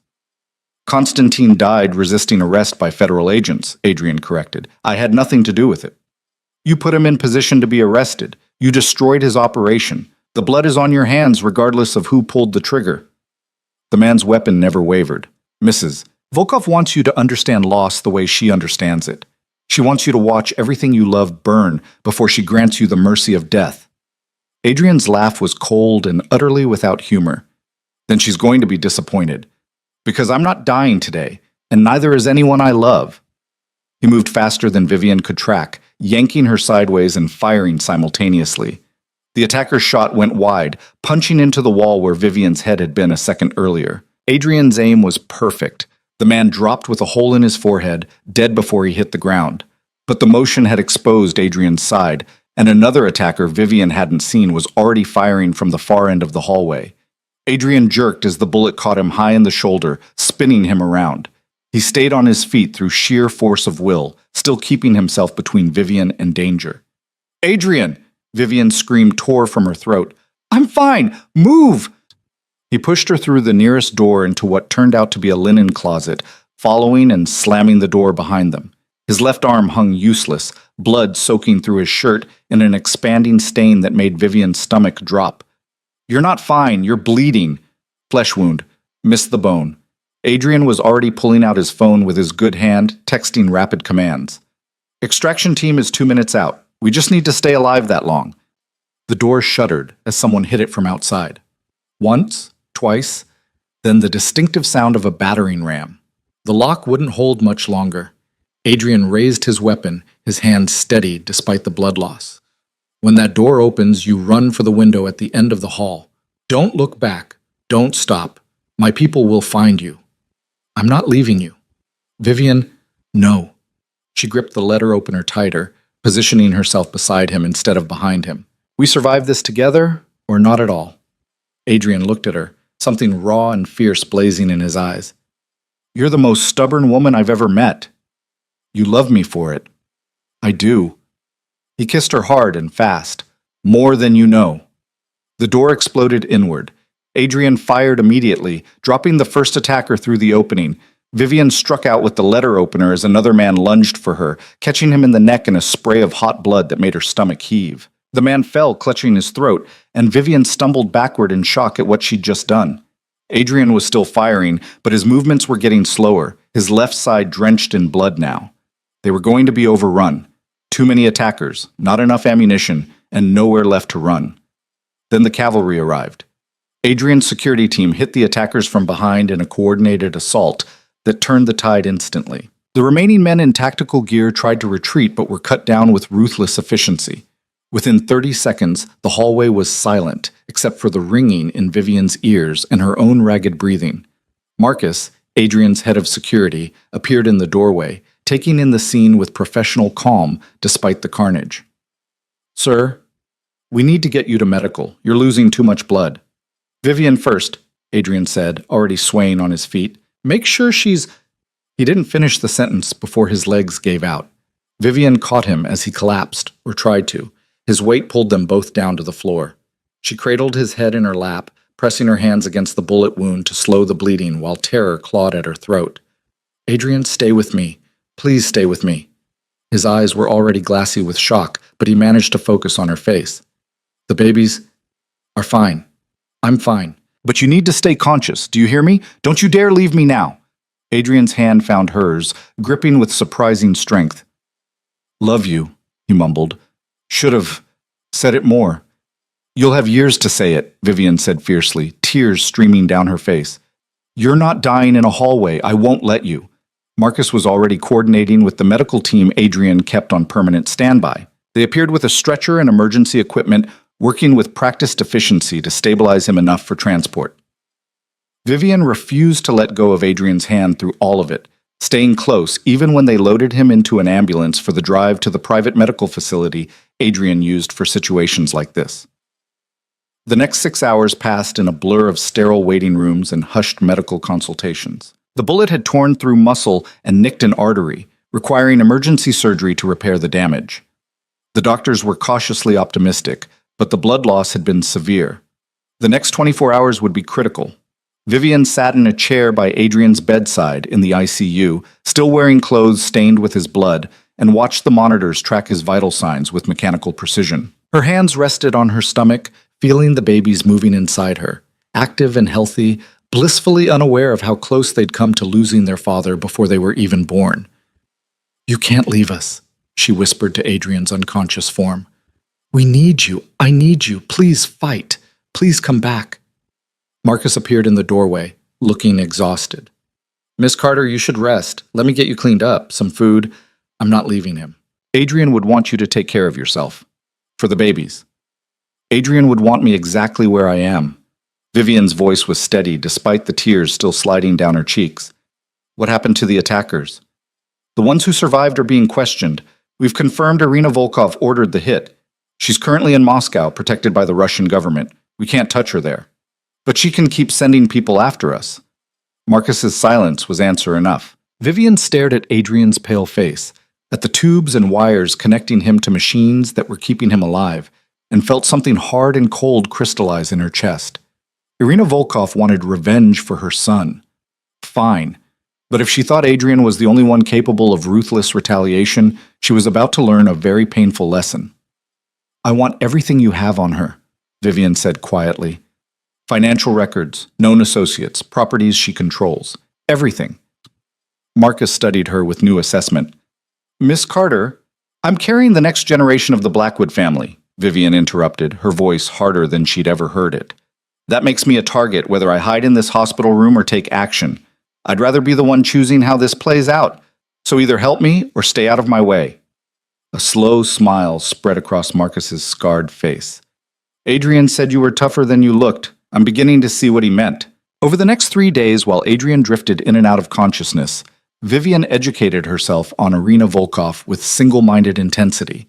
The woman was old-world Russian mafia, brutal and traditional, with connections that spanned continents. She'd built her power by being more vicious than the men around her, carving out territory with calculated violence that left her enemies too terrified to retaliate. But everyone had weaknesses, and Vivian found Irina's buried in financial records that suggested the matriarch had been quietly funneling money out of her organization for years, not for retirement, but to fund a legitimate business empire under her daughter's name. A daughter who wanted nothing to do with the family's criminal activities and was trying to build a clean life in London. It was the kind of information that could destroy Irina's reputation with the traditionalists who followed her, who would see protecting a daughter's innocence as weakness rather than maternal love. It was also the kind of leverage that could end a war before more people died. Vivian was still studying the documents when Adrian finally woke, his eyes focusing on her with gratifying clarity. "You look terrible," he rasped, his voice rough from the breathing tube they'd removed that morning. Vivian's laugh was half sob. She pressed her lips to his forehead, his cheeks, his mouth, careful not to jostle any of the medical equipment, but needing to touch him to confirm he was real and alive and back with her. "You got shot protecting me," she said when she could speak again. "You don't get to criticize my appearance." "Fair enough." Adrian's good hand found hers, squeezing weakly. "The babies? Perfect. Moving around like tiny acrobats. They're going to be handful. They're yours. Of course they are." Adrian's eyes tracked to the documents spread across the table beside his bed. "What are you working on?" Vivian hesitated, then decided he deserved the truth. "Ending the war with Irina Volkov before she sends more people to kill us." Adrian's expression sharpened despite his weakened state. "Vivian, that's not your responsibility." "It absolutely is my responsibility," she interrupted. "Those attackers came for all of us. You almost died. Our children are targets before they're even born. So either we wait for Irina to strike again, or we take the fight to her first." "I choose the latter." She explained what she'd found, watching Adrian's face shift from concern to reluctant approval as he absorbed the implications. "You want to threaten her daughter," he said when she finished. "Force Irina to back down or watch her carefully constructed legitimate empire crumble." "I want to give her a choice," Vivian corrected. "She can accept that Constantine died because he made stupid decisions, or she can watch everything she's built for her daughter burn while we systematically dismantle her organization from the inside out. Either way, the attacks stop." Adrian was quiet for a long moment, studying her face with an intensity that made Vivian's pulse quicken. "When I first took you from that clinic, you were terrified and angry and completely lost. Now you're plotting strategy that would make most of my advisors nervous. What happened to you?" "I fell in love with a crime lord," Vivian said simply. "And I decided that if I'm going to survive in your world, I need to stop thinking like a victim and start thinking like a partner." Adrian pulled her down for a kiss that was gentle but no less devastating for its tenderness. "I don't deserve you." "Probably not, but you're stuck with me anyway." They implemented the plan 2 days later when Adrian was strong enough to participate via video conference from his hospital bed. Vivian delivered the message to Irina Volkov herself, speaking calmly and clearly while Adrian's people transmitted evidence of her daughter's business dealings and exactly how exposed they would be if certain information reached the right ears. Irina's face on the screen was stone, but Vivian saw the flash of fear in her eyes when she understood what was at stake. "You would destroy an innocent woman to save your own skin," Irina said, her accent thick with contempt. "I would protect my family by any means necessary," Vivian corrected, "just like you tried to protect yours by sending assassins after us. The difference is, I'm giving you a choice to end this peacefully. You didn't extend us the same courtesy." The silence stretched between them, heavy with implications. Finally, Irina spoke. "The debt is paid. My son is avenged by the blood already spilled. There will be no further action against the Blackwood family. And if you're lying," Irina's smile was cold and sharp as a knife, "then you will prove yourself more ruthless than I gave you credit for, and my daughter will suffer for my mistakes. I am many things, Miss Carter, but I am not a fool. We have an understanding." The screen went dark. Vivian released a breath she hadn't realized she was holding, her whole body trembling with reaction now that the confrontation was over. Adrian reached for her hand, pride and something deeper shining in his eyes. You just negotiated a truce with one of the most dangerous women in the Russian Mafia, while pregnant with triplets, and you did it without flinching. I was flinching on the inside, Vivian admitted. Could have fooled me. Adrian pulled her closer, careful of his shoulder. You're going to be an incredible mother and an absolutely terrifying partner in this empire. Is that a promotion? That's a recognition of what you already are. Adrian's expression grew serious. When those babies are born, I want you by my side in every decision, not as my kept woman or the mother of my heirs, but as my equal. Someone who understands the stakes and has the spine to make hard choices. The offer stole Vivian's breath. In Adrian's world, power wasn't given lightly. By offering to share authority over his empire, he was giving her something more valuable than love. He was giving her respect. Ask me again when you're not on pain medication, Vivian said, but her voice was thick with emotion. I'll ask you every day until you say yes. Adrian was released from the hospital a week later, his shoulder healing well but still requiring physical therapy. They returned to the mansion to find it transformed into something even more secure than before. New surveillance systems, expanded security teams, and reinforced safe rooms that could withstand anything short of a military assault. But the greatest change was invisible. The way Adrian's people now looked at Vivian with respect rather than pity. The way other families approached her at the negotiating table as a power in her own right. The way she'd stopped being just the woman carrying Adrian Blackwood's children and become someone to be reckoned with. The pregnancy progressed smoothly through the following weeks, Vivian's body adapting to carrying 3 lives with surprising resilience. Adrian was constantly attentive, cutting back on business travel to stay close, attending every doctor's appointment, reading books on fatherhood with an intensity he usually reserved for hostile takeovers. They were having dinner one evening when Vivian felt the first contraction, a tightening across her abdomen that made her drop her fork. Adrian was on his feet instantly. What's wrong? I think... Another contraction hit, stronger this time. I think it's time. The next 12 hours were a blur of pain and fear and overwhelming medical intervention. Carrying triplets meant complications, required a team of specialists and monitoring equipment that turned the private birthing suite into something resembling mission control. Adrian never left her side, holding her hand through contractions, murmuring encouragement when she wanted to give up, being her anchor in a storm of overwhelming sensation. You can do this, he said for the 100th time, his voice steady even though his eyes showed his terror. You're the strongest person I know. Just a little longer. I can't. Vivian gasped as another contraction peaked. It's too much. Yes, you can. Look at me, Vivian. Look at me. She forced her eyes to his face, finding strength in the absolute conviction she saw there.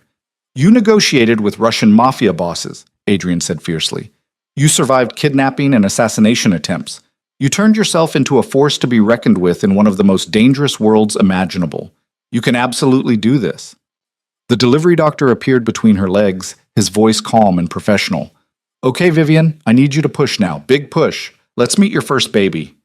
Vivian bore down with everything she had, Adrian's hand gripping hers so tight it should have hurt but instead felt like the only thing keeping her tethered to earth. The pressure was enormous, impossible. Surely her body couldn't...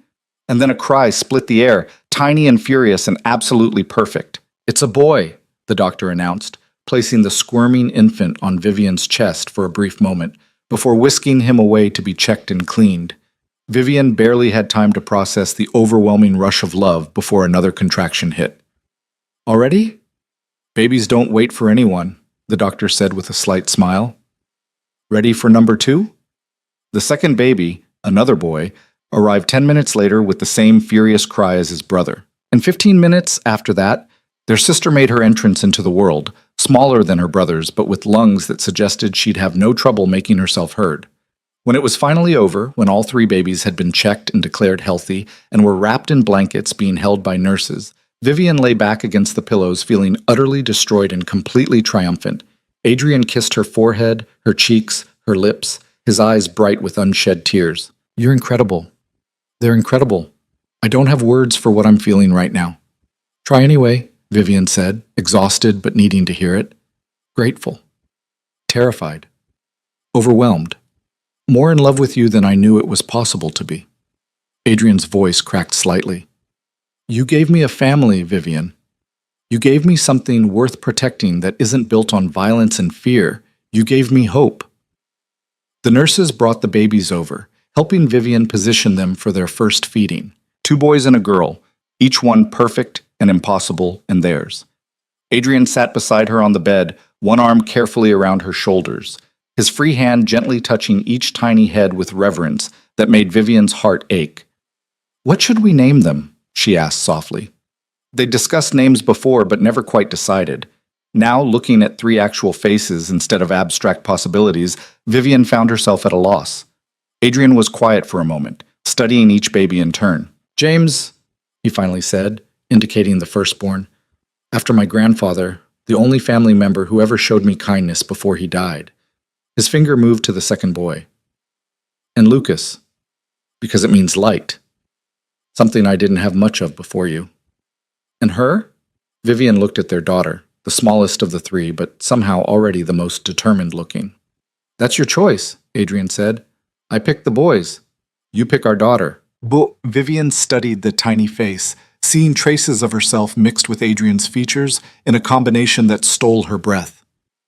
Grace, she decided, because despite everything we went through, somehow we found grace in the chaos.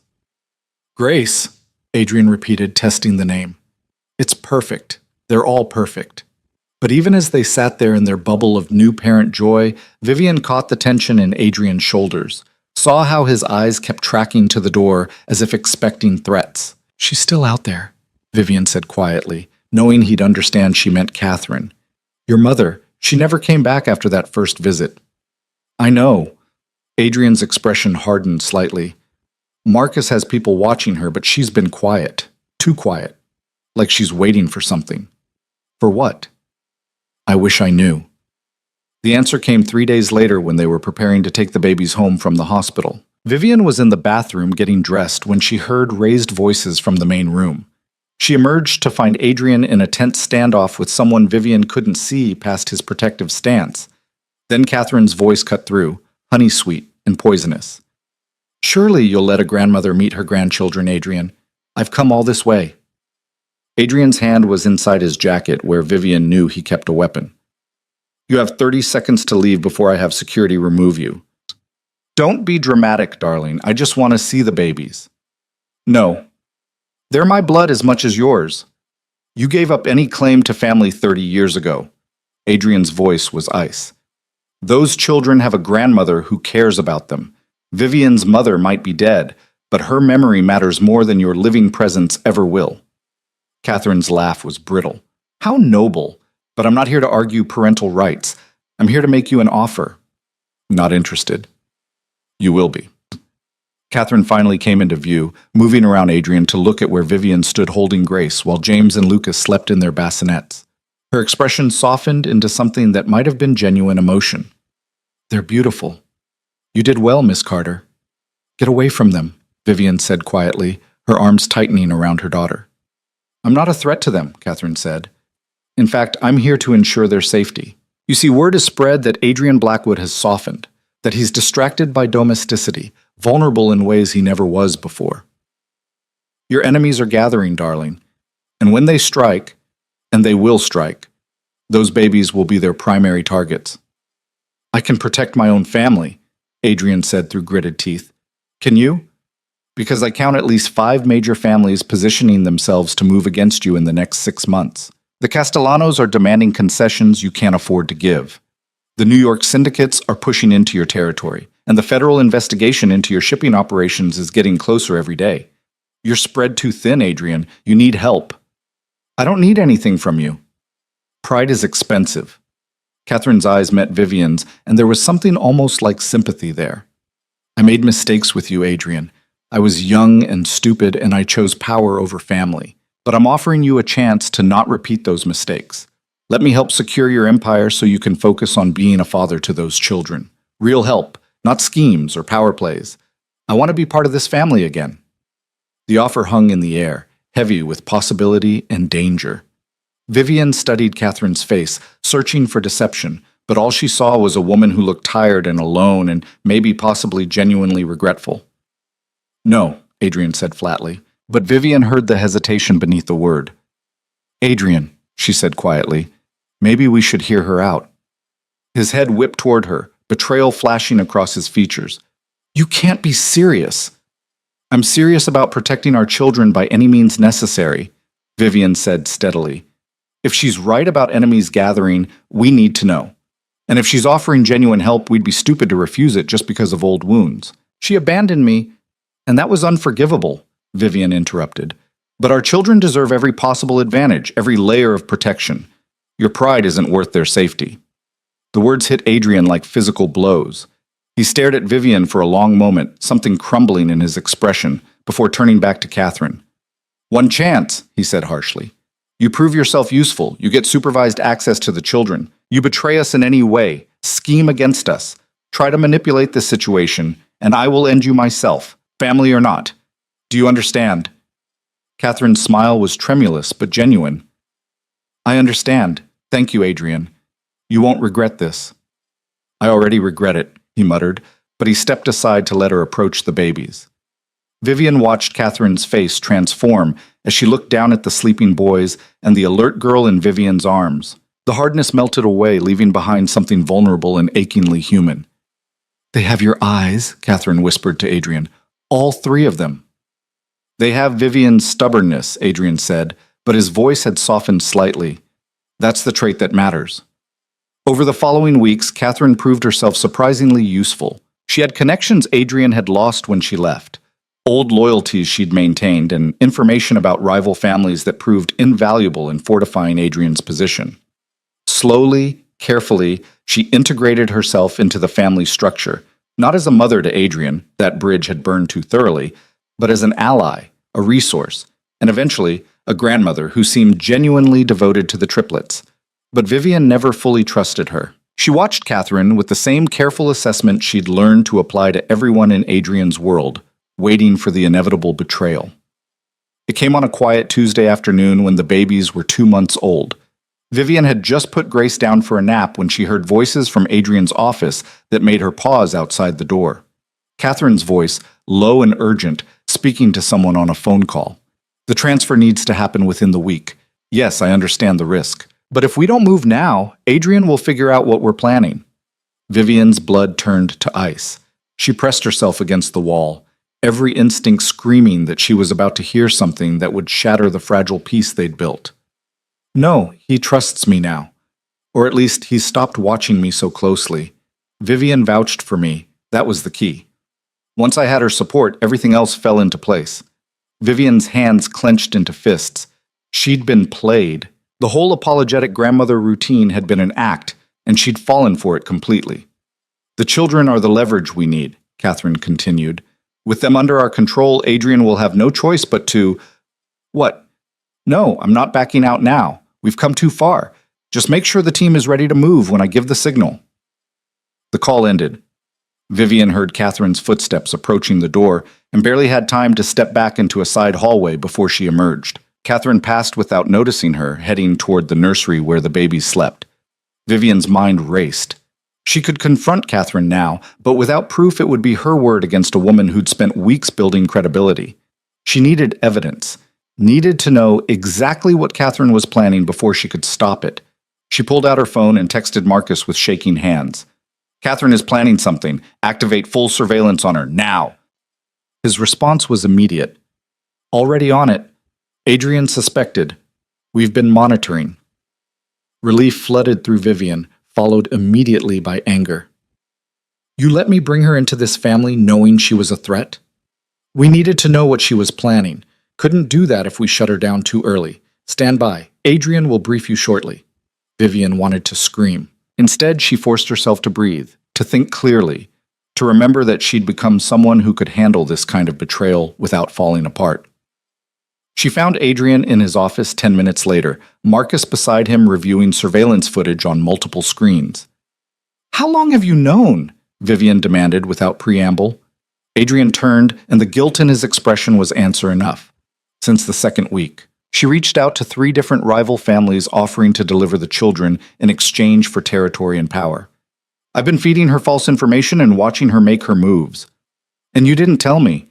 I was protecting you. By lying? Vivian's voice rose despite her efforts at control. By letting me think we were building something real with her when it was all just another manipulation? I needed you to act natural around her, Adrian said quietly. If you'd known the truth, she would have sensed the change. We needed her to believe she'd fooled us completely. The logic made sense, but it didn't make the betrayal hurt less. Vivian had been used as a pawn in Adrian's counter-scheme, kept in the dark like a child rather than the partner he'd claimed to respect. When were you planning to tell me? She asked, her voice cold. When we had her completely cornered. Adrian's expression pleaded for understanding. Vivian, I know you're angry, but this was necessary. Don't you dare tell me what's necessary, Vivian interrupted. I negotiated with Irina Volkov while you were unconscious in a hospital bed. I've earned the right to be part of these decisions, not kept ignorant for the sake of your strategy. Silence fell heavy between them. Marcus cleared his throat uncomfortably and excused himself, leaving them alone with the weight of broken trust. Adrian crossed the room to where Vivian stood, but stopped just short of touching her. You're right. I should have trusted you with the truth. I was protecting myself, not you. Old habits. Well, break them, Vivian said sharply, because if we're going to do this, raise these children, run this empire together, I need to know you see me as an equal, not just someone to be managed and protected. I do see you as an equal, Adrian said urgently. Sometimes I see you as more than that, stronger than me, braver than me, better than I'll ever be. And that terrifies me. So I fall back on old patterns where I controlled everything and trusted no one. I'm sorry. The apology cracked something in Vivian's chest, anger draining away to leave exhaustion behind. She sagged against the desk, suddenly aware of how tired she was. Not just from this confrontation, but from months of living in constant crisis mode. What's the plan? She asked quietly. For Catherine, what happens now? We let her make her move, Adrian said. The team she's coordinating with plans to strike tomorrow night during the charity gala we're hosting. They'll try to take the children while security is focused on the event. We'll be ready for them. And Catherine. Adrian's expression went cold and hard. She chose her path. Now she lives with the consequences. Tomorrow night arrived with deceptive normalcy. The gala proceeded as planned, 200 guests mingling in the mansion's grand ballroom while a full orchestra played and champagne flowed. Vivian wore a designer gown that hid the exhaustion of new motherhood, playing the role of gracious hostess, while her mind tracked every exit, every guest who strayed too close to the private wing where the babies slept under heavy guard. Catherine was there too, elegant in vintage couture, smiling and charming the other guests like she belonged in this world. Vivian watched her and felt nothing but cold calculation. The attack came at 11 o'clock, precisely when Marcus had predicted. Armed men breached the east wing, moving toward the nursery with professional efficiency. But Adrian's people were waiting, turning the hallway into a kill zone that ended the threat in under 3 minutes. In the chaos, Vivian saw Catherine moving toward a side exit, clearly planning to escape in the confusion. She wasn't getting away. Vivian intercepted her, blocking the door with her body. Going somewhere? Catherine's mask slipped, showing calculation beneath the maternal warmth. Get out of my way, dear. This doesn't concern you. It absolutely concerns me. Those are my children you just tried to steal. I was offering them a better life. You were selling them for territory, Vivian corrected flatly. Adrian has everything recorded, every phone call, every meeting, every betrayal. It's over, Catherine. Catherine's expression hardened into something ugly. You think you've won? You're nothing, Vivian. A waitress playing dress-up in a world you'll never truly understand. Adrian will tire of you eventually, and when he does, I'll still be the mother of his children, Vivian interrupted. I'll still be the woman who built something real with him, and you'll still be the woman who abandoned her son and tried to steal her grandchildren for profit. We are not the same. Security appeared before Catherine could respond, escorting her away without ceremony. She didn't fight, didn't protest, just looked back at Vivian with something like respect in her cold eyes. Adrian found Vivian a moment later, pulling her into his arms with desperate relief. Are you all right? I'm fine. The babies? Safe. All 3 sleeping through the whole thing, thank heaven. Adrian pulled back to study her face. You confronted Catherine. She tried to run. I stopped her. Of course you did. Adrian kissed her forehead, her cheeks, her mouth. You're extraordinary. You know that? I'm learning, Vivian said. What happens to her now? Federal custody. Turns out she's wanted for fraud in 3 countries. I made a deal with the prosecutor, full cooperation, in exchange for ensuring she spends the next 20 years in a very secure prison. It should have felt like victory. Instead, Vivian just felt tired of the constant danger, the endless scheming, the parade of people who wanted to hurt them, or use them, or destroy what they were trying to build. I want out, she said quietly. Adrian went very still. Out? Not out of us. Never out of us. Vivian looked up at him, needing him to understand. But out of this life. The violence, the crime, the constant threat. I want our children to grow up without armed guards and safe rooms. I want them to have normal childhoods. Is that possible? Adrian was quiet for a long moment, his expression unreadable. When he finally spoke, his voice was rough with emotion. I've been thinking the same thing. Seeing them every day, watching you with them, realizing what we could be if we weren't constantly fighting for survival. It's made me question everything I've built. We could walk away, Vivian said, hope beginning to bloom in her chest. Sell the empire, take the money, start over somewhere safe. But it's not that simple. Men like me don't get clean exits. Then make it simple. Vivian gripped his lapels, fierce and certain. You're Adrian Blackwood.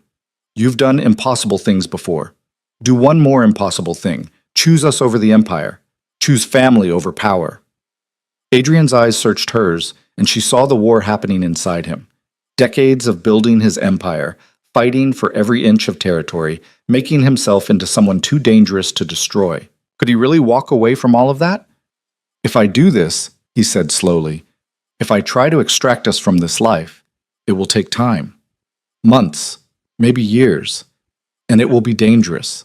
Every family we've ever competed with will see it as weakness and try to strike while we're vulnerable. Then we'll be careful, we'll be smart, and we'll survive. Vivian pressed her hand to his chest, feeling his heart beating hard beneath her palm. We've survived everything else. We can survive this too. Adrian covered her hand with his, holding it against his heart like a promise. All right, we'll do it. Together. The kiss that followed sealed more than their agreement. It sealed a future they were choosing to build, one decision at a time, one day at a time, fighting their way towards something better than the violent legacy they'd both inherited. It wouldn't be easy.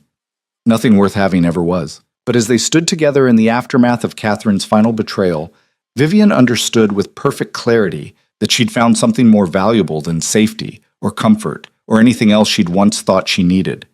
She'd found a partner worth fighting for, children worth protecting, and a love strong enough to survive anything their dangerous world could throw at them.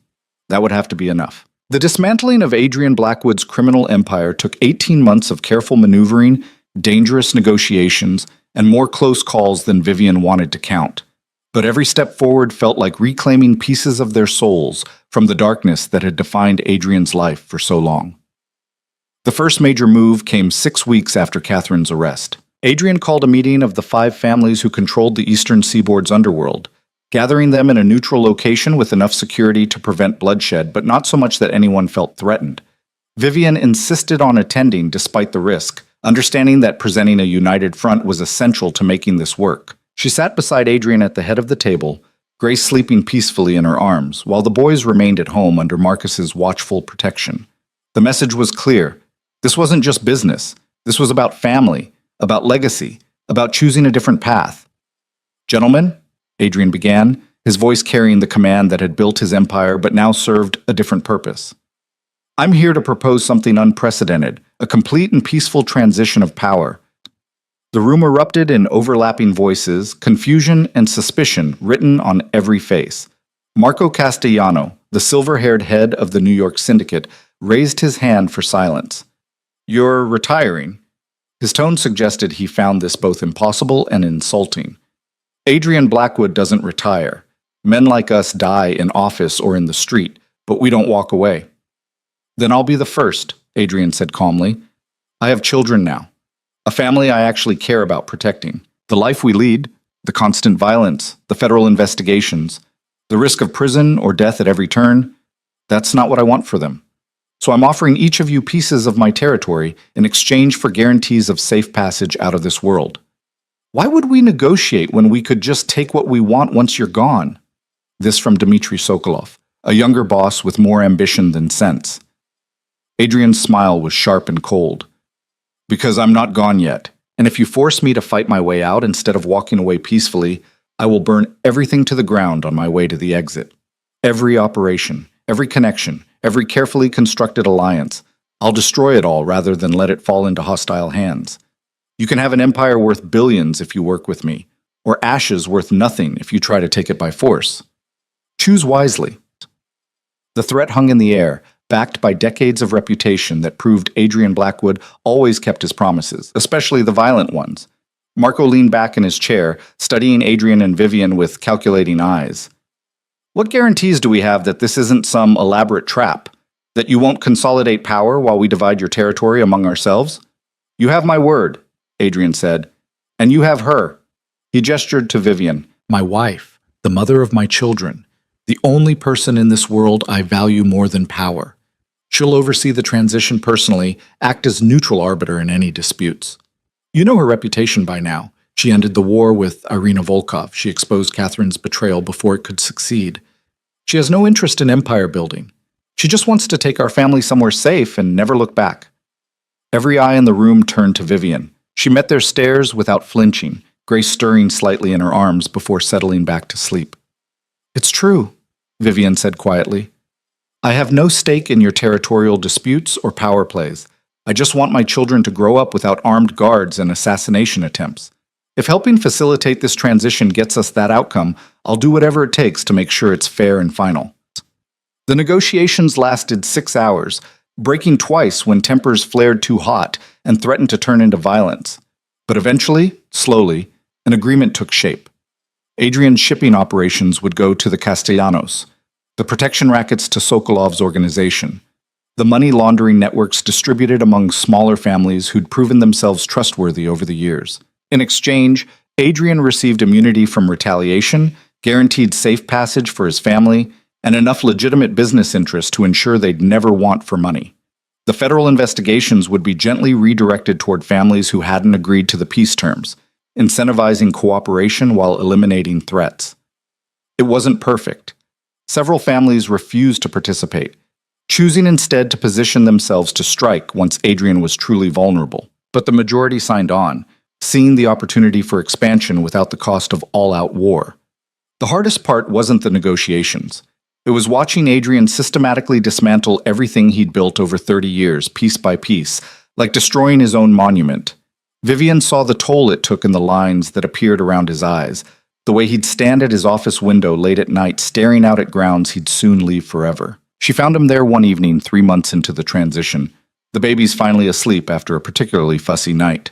She wrapped her arms around him from behind, resting her cheek against his back. Second thoughts? She asked quietly.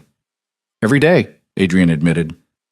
I built this empire from nothing, survived things that should have killed me, made myself into someone too powerful to destroy, and now I'm voluntarily giving it all away. For something better. I hope so. Adrian turned in her arms, his expression vulnerable in the dim light. What if I don't know how to be anything except what I've always been?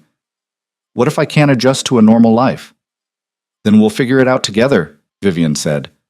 The same way we've figured out everything else. One day at a time, one decision at a time. Adrian kissed her then, soft and searching, needing the reassurance that only she could provide. I love you. I need you to know that, even when I'm difficult or distant or struggling with all of this.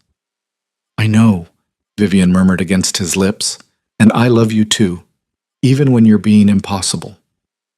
Especially when I'm being impossible. Especially then. They made love that night with desperate tenderness, clinging to each other in the darkness, reaffirming their choice with every touch and whispered word. Afterward, lying tangled together in their bed, Vivian traced the scar on Adrian's shoulder where the bullet had torn through during Irina's attack. Do you regret any of it? She asked. Everything that happened to bring us here? Adrian was quiet for a moment, his fingers drawing patterns on her bare skin. I regret that you got hurt, that you were terrified and kidnapped and threatened. I regret that our children will grow up with stories about their father's criminal past instead of something cleaner. But do I regret meeting you, falling in love with you, building a family with you? His arms tightened around her. Never. You're the best thing that ever happened to me, Vivian Carter, even if the road to finding you was paved with violence. Soon to be Vivian Blackwood, she corrected. They'd scheduled the wedding for 6 months out, wanting to wait until the transition was complete and they were truly free to start their new life. Soon to be, Adrian agreed, a smile in his voice. You really want my name, after everything associated with it? I want your name because it comes with you attached. The empire I can do without. The man I'm keeping forever.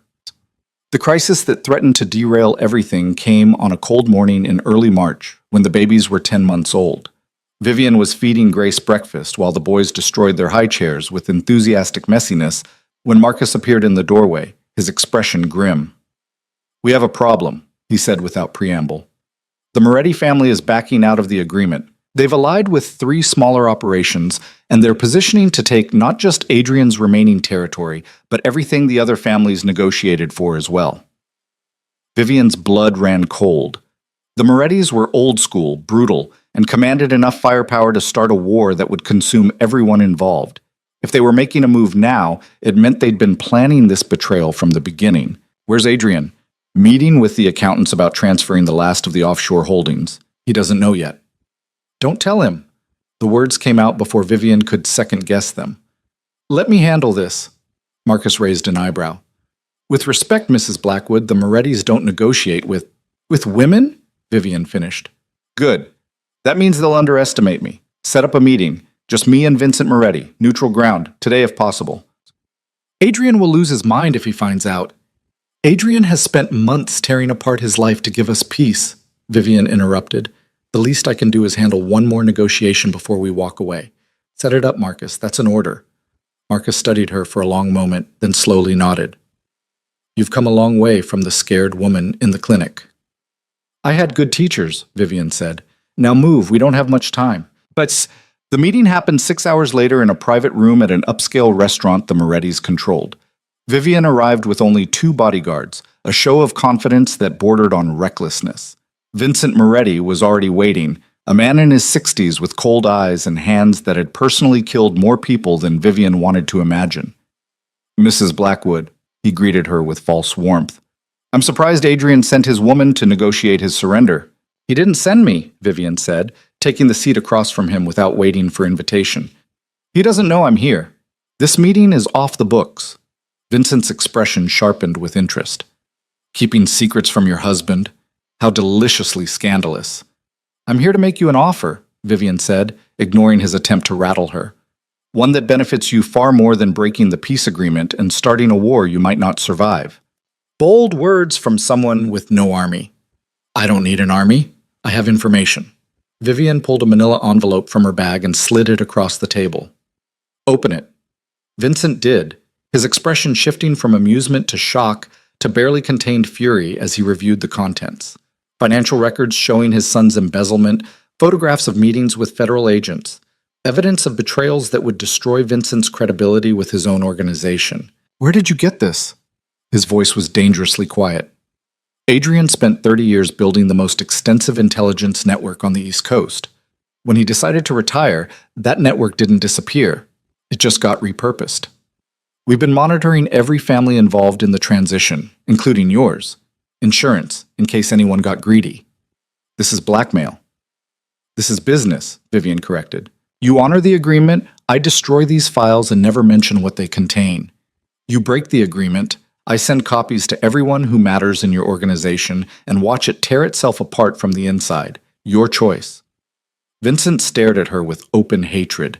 You have no idea what you're playing with. The Morettis have been in this business for 4 generations, and Adrian Blackwood dominated this business for 30 years with nothing but intelligence and ruthlessness. I learned from the best. Vivian leaned forward. Here's what's going to happen. You're going to honor the peace agreement. You're going to call off whatever alliance you've been building. And you're going to spread the word that anyone who comes after the Blackwood family, once we've retired, will answer not just to Adrian, but to every family who wants this transition to succeed peacefully. Because make no mistake, If you start this war, everyone loses. The federal heat will be unbearable, territories will be contested for years, and the profit margins everyone's been enjoying will evaporate overnight. Is your pride really worth that much destruction? The silence stretched between them, thick with tension, and barely contained violence. Finally, Vincent shoved the envelope back across the table. "You're more like him than anyone realizes," he said, something almost like respect in his voice. "Fine. The agreement stands. But if you ever threaten me or my family again, you won't need to worry about that," Vivian interrupted.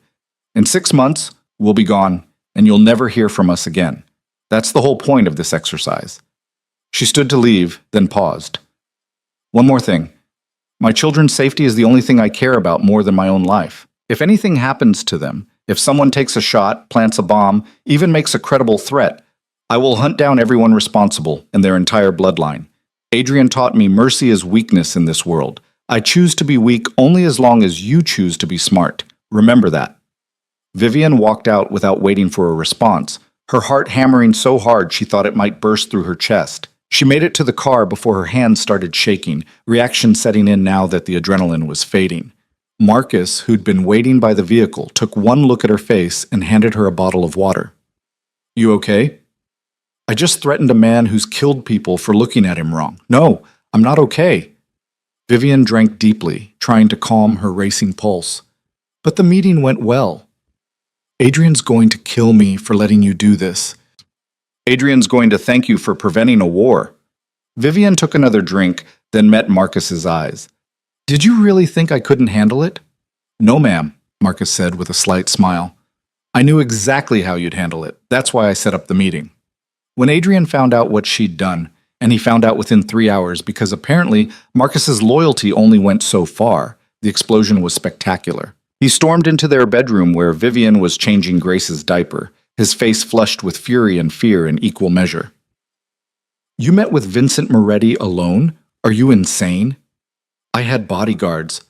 2 bodyguards against the Moretti family is nothing." Adrian's hands clenched into fists. "He could have killed you, taken you hostage, used you against me to extract concessions." "But he didn't," Vivian interrupted calmly, finishing with Grace and lifting her daughter onto her hip. "Because I gave him a better option than violence, the same way you've been doing for 30 years. "That's different. I can protect myself." "And I can't?" Vivian's voice sharpened. "After everything we've been through, after every crisis I've navigated, you still see me as someone who needs protecting rather than someone who can stand beside you as an equal?" Adrian opened his mouth, then closed it, seeming to actually hear what she was saying. His shoulders slumped slightly. "You're right," he said quietly. "I'm sorry. You've proven yourself 100 times over. When Marcus told me where you'd gone, all I could think about was losing you. Again, the fear makes me stupid." Vivian crossed to him, Grace babbling happily between them. "I know, but you have to trust that I can take care of myself, that I can take care of us. We're partners, remember? That goes both ways." Adrian pulled them both into his arms, careful of Grace's squirming form. "Partners," he agreed. "Even when it terrifies me. Especially when it terrifies you." The final months of the transition proceeded smoothly after that, the Moretti situation serving as a warning to other families who might have been considering similar betrayals. Adrian liquidated his remaining criminal assets, converting everything into legitimate investments and offshore accounts that would fund their new life. The mansion went on the market, selling within a week to a tech billionaire who had no idea about its violent history. They chose a small coastal town in Northern California for their fresh start, far from the East Coast power structures and familiar faces. The house they bought was nothing like the mansion, just a comfortable 4-bedroom with a yard big enough for the children to play and views of the ocean that made Vivian's heart ache with unexpected peace. The wedding happened on a cliff overlooking the Pacific, 2 weeks before they left the East Coast forever. Just immediate family, which meant the babies, Marcus, who'd agreed to relocate with them as head of personal security, and a handful of people who'd proven themselves loyal through everything. No crime bosses, no power plays, no hidden agendas. Just 2 people who'd survived impossible odds choosing to build something beautiful from the wreckage. Vivian wore a simple white dress that moved in the ocean breeze, her hair loose around her shoulders. Adrian stood at the makeshift altar in a dark suit, his eyes bright with emotion as she walked toward him carrying Grace while Marcus shepherded the boys. The officiant was a retired judge who owed Adrian a favor but asked no questions about their past. The ceremony was brief and perfect, vows exchanged with shaking voices and trembling hands, promises made that meant everything because they'd already been tested in fire and blood. "I promise to choose you every day," Vivian said when it was her turn, tears streaming down her face. "In peace and in chaos, in joy and in fear. You gave me a family when I thought I'd lost everything. You showed me I was stronger than I ever imagined, and you loved me fiercely even when I gave you every reason not to. I will spend the rest of my life making sure you never regret taking that first chance on a nobody waitress at a wedding reception." Adrian's voice was rough with emotion when he responded, "I promise to be the man you deserve, not the man I was forced to become. To put family before power, love before legacy. You saw humanity in me when everyone else just saw a monster. You gave me hope for a future I never thought possible, and you stand beside me as an equal even when I forget to treat you like one. I will spend the rest of my life proving that choosing you was the best decision I ever made." The kiss when they were pronounced married was gentle and devastating, weighted with everything they'd survived and everything they were choosing to become. Grace clapped her tiny hands between them, delighted by the attention, while the boys made grabby motions toward the cake that had been set up nearby. The reception was small and perfect, held in the backyard of their soon-to-be former mansion with string lights and music that had nothing to do with power or danger. Vivian danced with Adrian as the sun set, her head on his shoulder, feeling more at peace than she'd ever felt in her life. "No regrets?" she asked softly. "Only that it took so long to figure out what actually mattered," Adrian murmured against her hair. "But we're here now. That's what counts." The move to California happened 3 days later. They drove across the country in a convoy of SUVs loaded with belongings and children, taking the long route to avoid major cities, stopping at roadside diners and cheap motels like a normal family on a normal road trip. The babies loved it, fascinated by the changing landscapes outside the windows, while Vivian and Adrian slowly learned to breathe without constantly watching for threats. Their new home felt surreal at first. Quiet mornings without armed security patrols, afternoons spent at parks without scanning for assassins, evenings cooking dinner together while the babies played on the kitchen floor. Adrian struggled the most with the adjustment, used to constant crisis and strategic planning, finding himself adrift without an empire to command. But slowly, carefully, he learned to be just a father and husband instead of a feared crime lord. He took James and Lucas to their first swimming lessons, patient and encouraging even when they cried and clung to him in fear of the water. He walked Grace around the neighborhood in her stroller, pointing out birds and flowers with the same intensity he'd once devoted to territorial disputes. He made Vivian breakfast in bed on lazy Sunday mornings, learning to express love through small gestures instead of grand protective gestures. Vivian watched him transform and fell in love with him all over again. This version of Adrian who smiled more easily, who didn't flinch at unexpected sounds, who could hold his children without constantly calculating threat assessments. She transformed too, finding purpose in ways she'd never expected. She started a foundation that helped women escape dangerous situations. Domestic violence, human trafficking, crushing debt, giving them the resources and support to rebuild their lives. It was funded by Adrian's legitimate businesses, but run entirely by Vivian, pouring her experience surviving impossible odds into helping others do the same. The first woman she helped was a single mother with 2 kids, drowning in medical debt and working 3 jobs to stay afloat. Vivian saw herself in that exhausted face, remembered the desperation that had driven her to a clinic to end a pregnancy she couldn't afford. She gave the woman enough money to pay off the debt, connected her with job training programs, and set up a trust fund for the children's education. "Why are you doing this?" the woman asked, tears streaming down her face as she stared at the check that represented more money than she'd see in 5 years of work. "Because someone gave me a chance when I needed it most," Vivian said simply. "And because no one should have to choose between survival and dignity." The foundation grew quickly, expanding to help hundreds of women over the following years. It gave Vivian's life meaning beyond just being Adrian's wife or the children's mother, though those roles remained the most important parts of her identity. The children thrived in their new environment. James grew into a thoughtful boy who loved books and asked questions about everything. Lucas was pure energy, always moving, always exploring, needing constant supervision to keep him from climbing trees he couldn't safely get down from. And Grace, Grace was the perfect combination of both parents, with Vivian's stubbornness and Adrian's strategic mind, already manipulating her brothers into doing what she wanted at age 2. They attended normal preschool, played with neighborhood kids who had no idea their father had once been one of the most feared criminals on the East Coast. They were just the Blackwood kids, rambunctious and sweet and loved beyond measure. Life wasn't perfect. Adrian still had nightmares sometimes about the violence of his past, waking in cold sweats with Vivian's name on his lips. Vivian occasionally found herself scanning crowds for threats that no longer existed, habits from their dangerous months that proved hard to break. And they both knew that complete safety was an illusion. People from Adrian's former life still existed, still remembered, still might someday decide that old grudges mattered more than peace agreements. But they were happy. Genuinely, impossibly happy in ways neither had imagined possible when their relationship began with kidnapping and coercion. The threat they'd always feared came on Grace's 3rd birthday.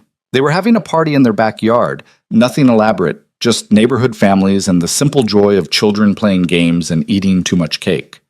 Vivian was helping Grace blow out candles when Marcus appeared at her elbow, his expression grim. "We have a situation. Someone's been watching the house. Professional surveillance, multiple angles. They know we're here." Vivian's blood turned to ice, even as she kept smiling for the children's benefit. "How long?" "At least 3 days. We only caught them this morning when they got sloppy." "Adrian knows?" "He's handling it. Wants you to keep the party going like nothing's wrong. Don't want to spook whoever's watching." Vivian nodded, her mind already racing through possibilities. This was what they'd prepared for, what part of her had always known was coming. You didn't walk away from Adrian's world without eventually having to answer for it. She made it through the rest of the party on autopilot, smiling and chatting with other parents while her mind calculated exit strategies and threat assessments.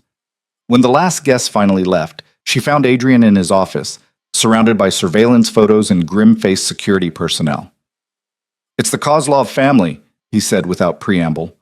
"Small-time operators out of Boston. They're claiming I killed their father during a territory dispute 15 years ago, and they're here for revenge." "Are they right? Did you kill their father?" "Probably. I killed a lot of people back then." Adrian's expression was haunted. "I thought we'd covered all the loose ends, paid off everyone who mattered. But I guess some grudges run deeper than money." "What do they want?" "What everyone wants, blood for blood. They're going to try to take the children, use them as leverage to force me into a confrontation." The words hit Vivian like a physical blow. "No, absolutely not. We end this now." "I'm working on it." "No, Adrian, you don't understand." Vivian's voice was steel. "We didn't sacrifice everything, rebuild our entire lives, just to have some bottom-feeder family threaten our children because of decisions you made 15 years ago. We end this permanently, tonight." Adrian studied her face, reading the determination there.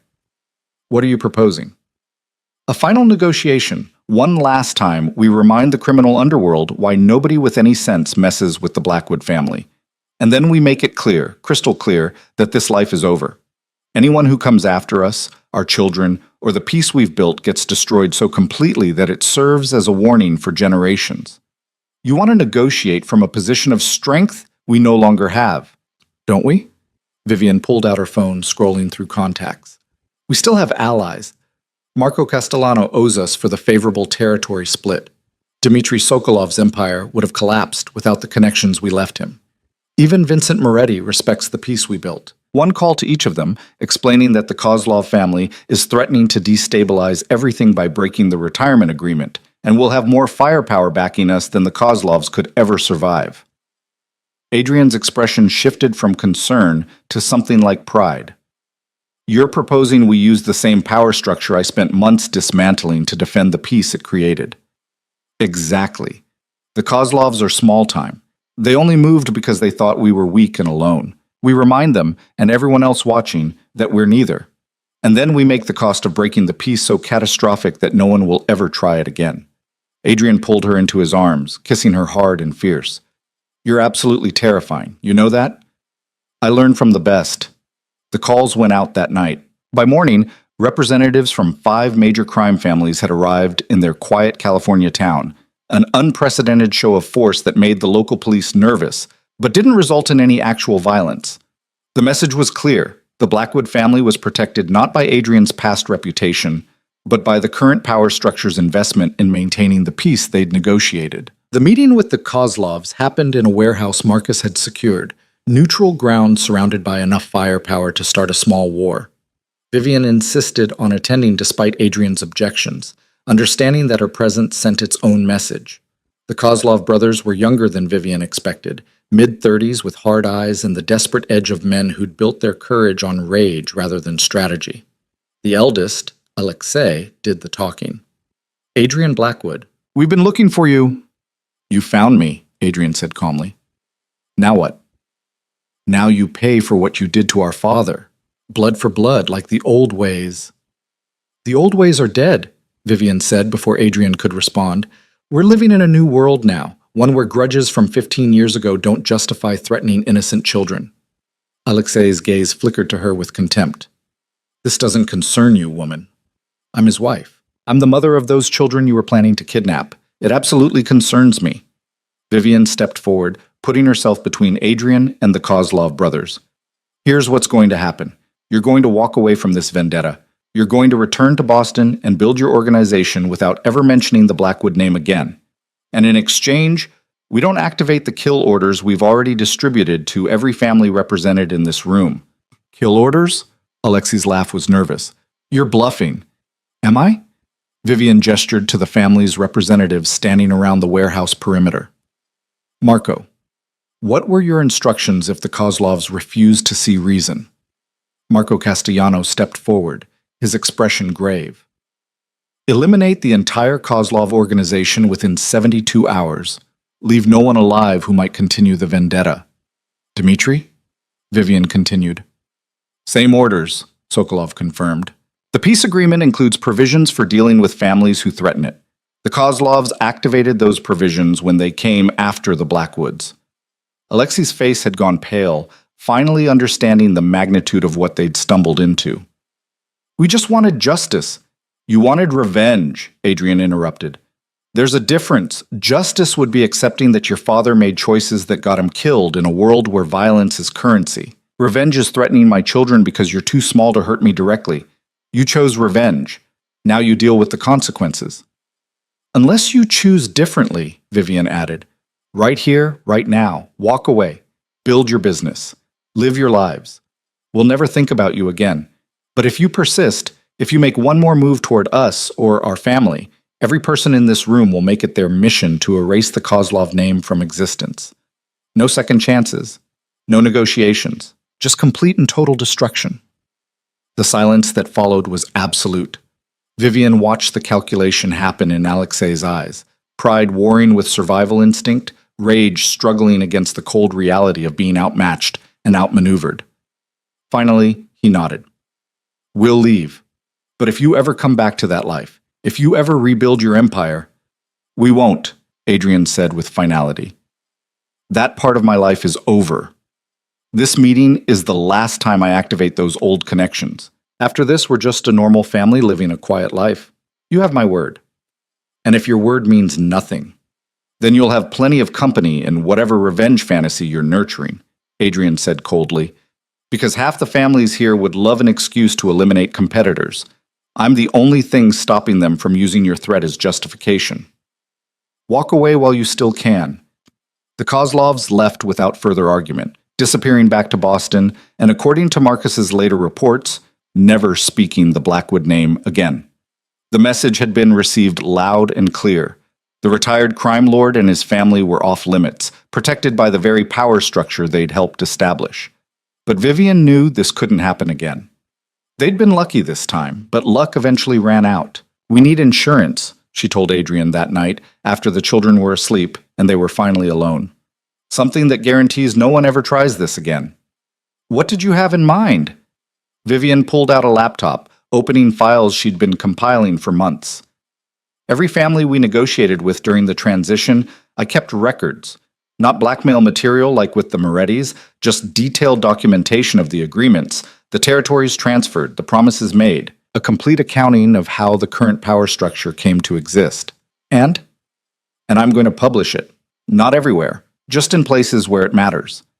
encrypted files sent to federal investigators with instructions to open them only if something happens to our family.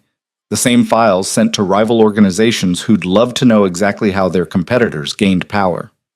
Everyone stays peaceful because everyone has something to lose if the peace breaks. Mutually assured destruction, but with information instead of violence. Adrian stared at her, something like awe in his expression. You're creating a deterrent that doesn't require us to maintain any power at all. If we die or disappear, everyone's secrets get exposed and the whole carefully constructed power balance collapses. Exactly. They protect us because protecting us protects themselves. And we get to actually live our lives without constantly waiting for the next threat. It's brilliant.